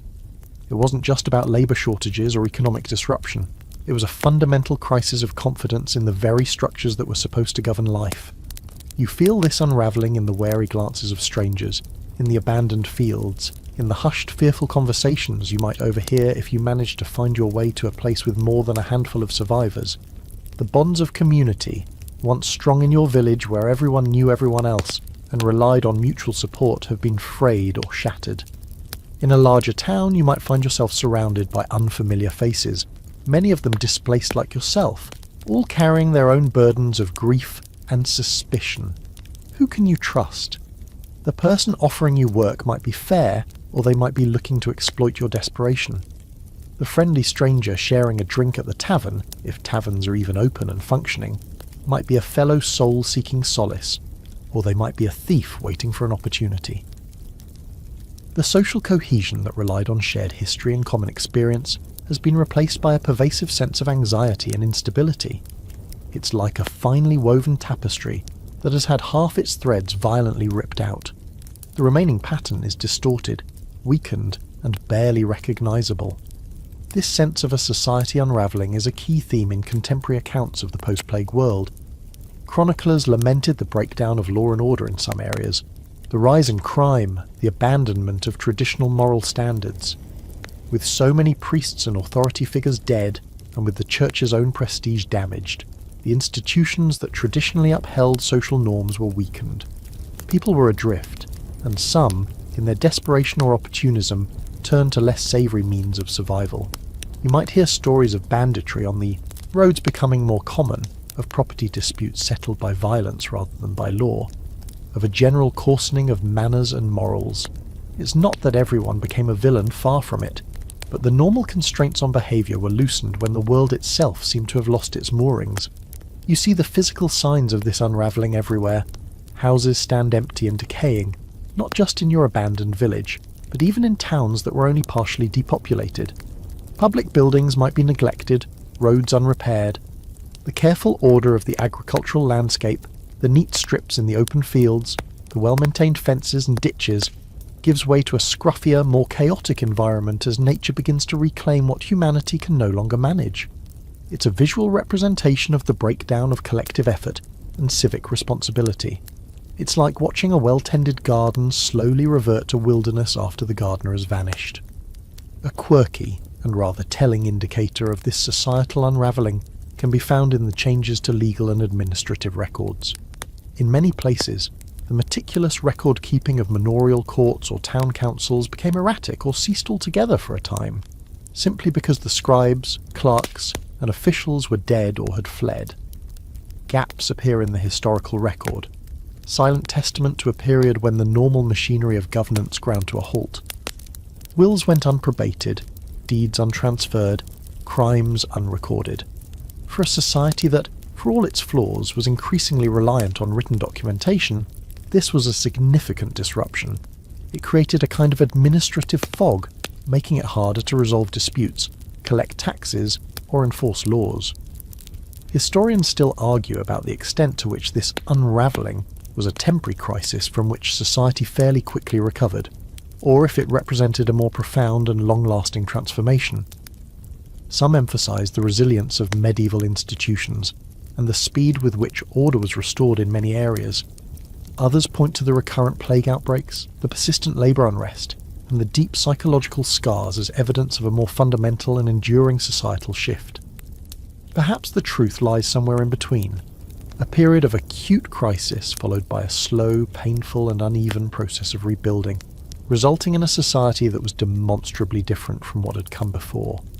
For you, living through it, the academic debates are less important than the daily experience of uncertainty. The old ways of life are gone, that much is clear. Your parents and grandparents lived in a world that, for all its hardships, was predictable. They knew their place, their obligations, their likely future. You have no such certainty. Your future is a blank page, and while that might hold a sliver of frightening possibility for someone with ambition and luck, for most, it's simply terrifying. The traditional paths, learn your father's trade, marry someone from a neighbouring family, work the same land your ancestors worked, are overgrown or entirely washed away. You feel like an actor in a play where the stage has collapsed, the script has been lost, and most of the other actors have vanished. You are left to improvise your role, to find your way in a new, unfamiliar setting with no director to guide you. This unravelling isn't just about the collapse of external structures. It's an internal disorientation, a loss of the familiar landmarks that once helped you navigate your life. The world feels less reliable, less knowable, and far more dangerous. The threads that held society together, kinship, custom, law, faith, have all been stretched to their breaking point, and some have snapped entirely, leaving you to drift in the resulting chaos. The slow, painful process of navigating this unraveled world, of trying to piece together some semblance of a life from the wreckage, takes its toll not just on your physical well-being, but deep within your mind. The horrors you've witnessed, the losses you've endured, the constant fear and uncertainty, these are not things one simply gets over. They leave scars deep and lasting on the individual psyche and on the collective consciousness of the surviving community. Even if you find a measure of safety, a source of food, perhaps even a few companions, the shadows of the plague years will stretch long into your future. You find yourself easily startled. A sudden noise, a fleeting shadow, can send your heart racing, your palms sweating, bringing back a flush of the old terror.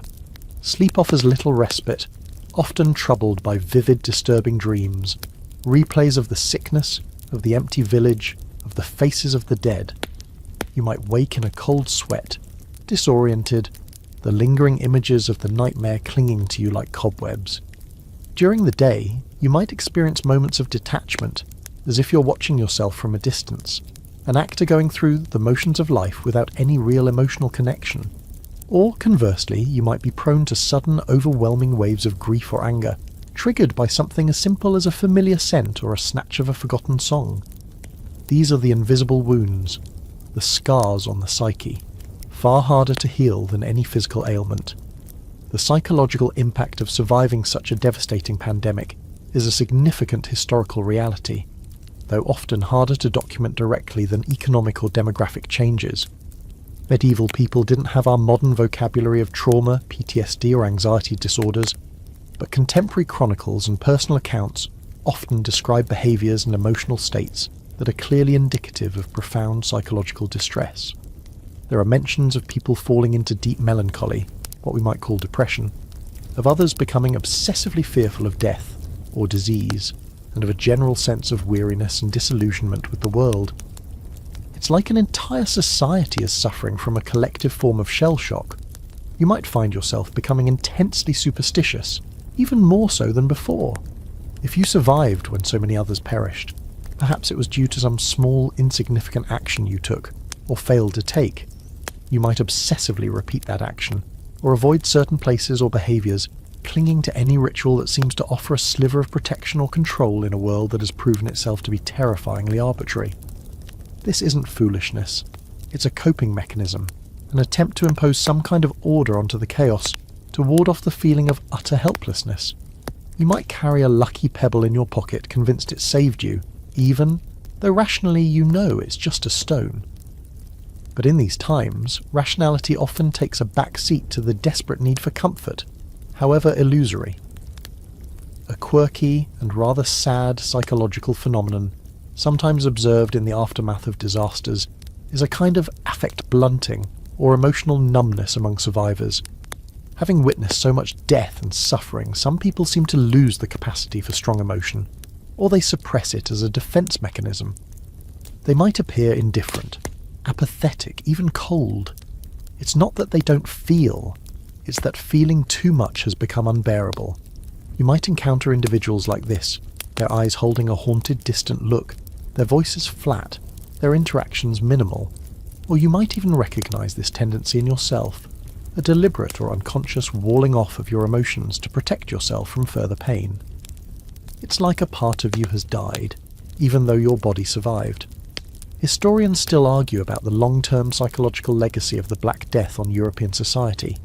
Did it contribute to a more pessimistic worldview, a greater preoccupation with sin and salvation, as reflected in the macabre art and the flagellant movements? Or did it, for some, lead to a kind of reckless hedonism, a live for today, for tomorrow we die, attitude? Perhaps it fostered both, in different individuals and at different times. The trauma was so widespread and so profound that it likely provoked a wide spectrum of psychological responses, none of them particularly healthy by modern standards. The relationships you form with other survivors, if you are fortunate enough to do so, will also be coloured by this shared trauma. There might be a deep bond, an unspoken understanding between those who have passed through the same fire, but there might also be suspicion, rivalry, and the constant unspoken question, why you and not them? The grief is a shared burden, but it can also be an isolating one. Everyone has lost someone. Everyone carries their own ghosts. Sometimes, this shared experience can bring people together, creating new makeshift families and communities. Other times, it can drive them apart, each individual locked in their own private landscape of sorrow. These psychological scars aren't just personal, they are societal. A community that has endured such a catastrophe is a changed community. It may be more resilient in some ways, but it is also more wary, more fearful, perhaps more cynical. The old optimism, the old trust in the stability of the world is gone, replaced by a harder, more somber understanding of life's fragility. You are a part of this changed society, a walking embodiment of its trauma. The plague might have passed, the immediate crisis might be over, but the echoes of its passage will reverberate in your mind and in the collective mind of your generation for a long, long time to come. The world is no longer a safe or predictable place, and that knowledge once learned can never be truly unlearned. Just when you think you might be able to breathe again, to carve out some semblance of a new life in this scarred world, a chilling rumour reaches your ears, or worse, you see the unmistakable, signs yourself, the plague has returned. It might not be on the same cataclysmic scale as the first devastating wave of the Black Death, but these subsequent smaller outbreaks, sometimes called the pestis secunda, tertia and so on, were a terrifyingly regular feature of life for decades, even centuries, after the initial pandemic. For a survivor, each new visitation was a fresh hell, a cruel reminder that the monster was never truly vanquished, only sleeping. Imagine you've settled in a small, recovering town. You've found work, perhaps mending tools or helping in the fields. You've even started to make a few tentative connections with other survivors. There's a fragile sense of hope in the air, a feeling that maybe, just maybe, the worst is over. Then, one day, someone in the next street falls ill with the telltale fever and swellings. A child, then an old woman. Panic, barely suppressed for years, erupts anew. Doors are barred, shutters closed. The familiar chilling silence begins to descend once more. The cry of "plague" echoes through the narrow streets, and your heart plummets. Not again. Please, not again. These recurrent outbreaks are a well-documented historical fact. The plague didn't just strike once and disappear. It became endemic in Europe for centuries, flaring up in localized epidemics every few years or every couple of decades. For example, England experienced major national outbreaks roughly every 10 to 20 years from the mid-14th to the late 17th century. This meant that several generations of people lived under the constant threat of its return. For a survivor of the initial Black Death, this would have been an almost unbearable psychological burden. It's like surviving a shipwreck, only to find yourself living on a coastline constantly battered by tsunamis. Each new outbreak brought back all the old terrors, but with an added layer of weary resignation. You know the drill now. You know the futility of most remedies. You know the agony of watching loved ones sicken and die. The grim rituals of quarantine, if your town was organised enough to attempt it, of marking infected houses, of hurried burials in plague pits, all would have to be endured once more. The authorities, having learned something from previous waves, might be quicker to implement measures like restricting travel or ordering public hygiene initiatives, like cleaning the streets, though their understanding of how disease spread was still flawed. But these measures often came too late or were insufficient against such a virulent foe. A quirky and rather grim consequence of these recurring outbreaks was the development of a kind of plague industry. This included not just the aforementioned searchers of the dead and buriers, but also specialised plague doctors with their bizarre beaked masks, filled with aromatic herbs to filter the miasma, though more likely offering psychological comfort than actual protection. There were also scribes who specialised in writing plague bills, lists of the dead, and merchants who dealt in mourning cloth or preventative amulets. It's a dark testament to human adaptability that even a recurring catastrophe could become, for some, a source of livelihood. For you, however, seeing these familiar figures reappear would only underscore the grim reality that the nightmare was starting all over again. Historians still argue about the specific epidemiological factors that caused these recurrent waves. Were they reinfections from lingering local rodent reservoirs? Were new strains of Yersinia pestis being periodically reintroduced from trade routes? Or was it a complex interplay of environmental factors, human immunity levels, and public health responses, or lack thereof? Whatever the precise reasons, the effect on the population was one of sustained trauma and demographic stagnation. Just as communities began to recover their numbers, another outbreak would sweep through, culling the young and the vulnerable, setting back progress. For a survivor like you, who had already seen the world emptied once, these return visits of the plague must have felt like a personal affront, a cruel cosmic joke. Any fragile sense of security you had managed to build would be shattered. Friendships and fledgling relationships would be tested, perhaps broken, by fear and loss. The economic recovery, always precarious, would falter as trade ceased, workshops closed, and fields once again went untended. It would be a cycle of devastation, partial recovery, and then fresh devastation. How could anyone plan for the future, invest in a business, or even dare to hope for a long life when the spectre of the plague was always lurking just over the horizon?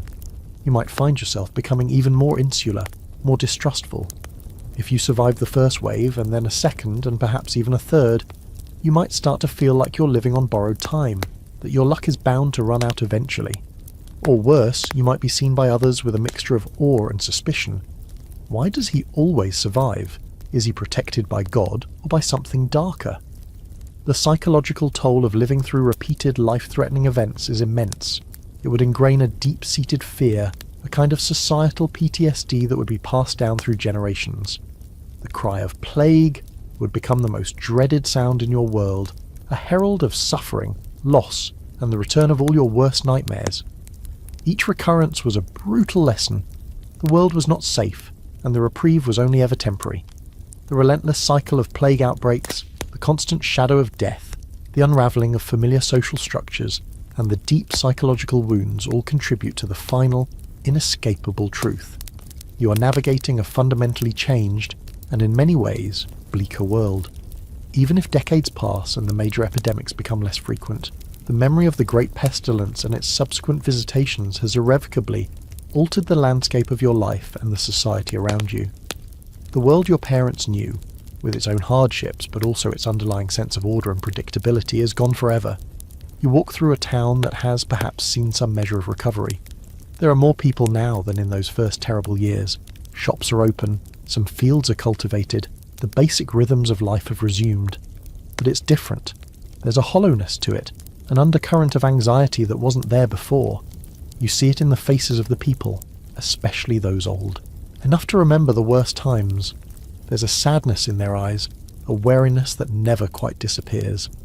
The laughter, when it comes, feels a little more fragile, the celebrations a little more subdued, as if everyone is subconsciously waiting for the other shoe to drop. It's like a community that has survived a devastating earthquake. The buildings might be repaired, but the cracks in the foundations and in the collective psyche remain. The demographic shifts are stark. The population of Europe took centuries to recover to pre-plague levels. This is a crucial historical fact.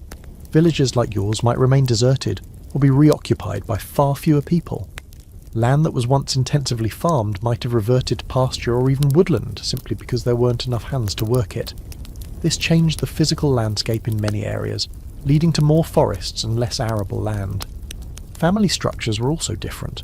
With so many deaths, people married younger, and widows and widowers remarried more quickly, often to consolidate property or simply out of a need for companionship and mutual support in a harsh world. The traditional extended family, with multiple generations living together, became less common, replaced by smaller, more fragile nuclear units. You notice a change in attitudes, a subtle shift in the collective mood. There's a greater preoccupation with death and the afterlife, as evidenced by the enduring popularity of macabre art and devotional practices focused on penance and remembrance. But there's also, paradoxically, a greater emphasis on the present, on earthly concerns. With life so uncertain, some people adopted a more pragmatic, even materialistic outlook. If your time on earth could be cut short so brutally, then perhaps it was best to enjoy what you could, while you could. This might manifest as a greater desire for comfort, for good food and drink, for small luxuries, if one could afford them. It wasn't necessarily hedonism, but a recognition of life's preciousness and fragility. It's like someone who's had a near-death experience suddenly appreciating the taste of fresh bread, or the warmth of the sun in a way they never did before. A quirky, and perhaps unexpected consequence of this changed world was the impact on language. With so many people dead, local dialects sometimes shifted or even disappeared, while others became more widespread as populations mixed and migrated in search of work or safety. The very words people used, the stories they told, the songs they sang, were imbued with the memory of the plague. New saints rose to prominence, new prayers were composed, new folk tales emerged, all trying to make sense of the senseless, to incorporate this overwhelming experience into the cultural narrative. Historians still argue about the overall legacy of the Black Death. Was it an unmitigated disaster that set Europe back for centuries? Or did it, by disrupting old, rigid structures and creating new opportunities for survivors, inadvertently pave the way for some of the social and economic changes that characterized the later Middle Ages and the Renaissance? Some argue that the labour shortages and rising wages for peasants contributed to the decline of feudalism and the rise of a more dynamic market-based economy. Others point to the immense suffering, the loss of knowledge, and the prolonged period of instability. The truth is likely complex and multifaceted, with both devastating short-term consequences and transformative long-term effects. For you, an individual survivor, these grand historical narratives offer little comfort. What you know is that the world is less certain, less kind than it once was. The bonds of trust have been eroded, the consolations of faith have been shaken, the simple joys of life are perpetually tinged with the memory of loss. You carry your dead with you, not just in your memories, but in the very fabric of your being. You are more resilient perhaps, forged in a terrible fire, but also more brittle, more easily broken by new sorrows. You look at the children playing in the dusty street, children born after the great waves of plague, children who know this changed world as the only world. They laugh and run with an innocence you can no longer fully access. You hope, with a fierce protective ache, that their lives will be easier, that the monster will stay sleeping for them. But you know, with a chilling certainty that settles deep in your bones, that the world they inherit is one that has been fundamentally and forever altered by the great dying. It is a world where the dance of death is a familiar tune, where the shadows are a little deeper, and where the sweet cloying scent of fear never entirely fades from the air. This is the legacy of survival. To walk forever in a landscape haunted by ghosts, forever aware of how quickly and how terribly everything can be taken away. The sun begins to set, casting long shadows once more. The air grows cooler, carrying the faint scent of wood smoke from distant hearths, a fragile sign of continuity, of life persisting despite everything. You pull your worn cloak tighter around you, a small gesture against the encroaching chill, both physical and existential. The world is indeed changed, and you, its reluctant inheritor, must find your way through its bleaker, more uncertain paths, one weary step at a time. The shadows lengthen further now, and the sounds of even this recovering changed world begin to soften, to fade into the approaching night. Your journey as a medieval plague survivor has been a harrowing one, filled with loss, fear, and a relentless struggle for mere existence. But even in the deepest darkness, the human spirit, however battered and scarred, clings to the possibility of dawn. You have witnessed the fragility of life, the collapse of order, the desperate measures of terrified souls. You have felt the earth shift beneath your feet as old certainties crumbled, and new unsettling realities took their place. Yet, through it all you endured. You found sustenance where there seemed to be none. You navigated the treacherous currents of a society in turmoil. You carried the weight of memory, the ghosts of your lost world, and somehow you kept moving forward. The road ahead remains uncertain, the future a veil not easily pierced. But the simple act of drawing breath, of feeling the cool night air on your skin, is a testament to a stubborn, quiet resilience. The world may be bleaker, the shadows longer, but you are still here. Let that thought, that quiet acknowledgement of your own enduring presence, settle around you like a comforting blanket. The horrors are real, but so too is the strength found in the aftermath. As the last vestiges of light surrender to the darkness, allow the sounds of your own world, the gentle hum of your fan, the distant sigh of traffic to gently pull you back from those desolate medieval landscapes. The The fear and the sorrow can recede now, like a tide going out, leaving behind only the quiet peace of your own safe space. Let the weight of that imagined history lift from your shoulders. You are here, now, secure, and as you drift towards sleep, may your dreams be untroubled by the ghosts of the past, filled instead with peace and the gentle promise of a new day, untouched by the shadows we've explored tonight.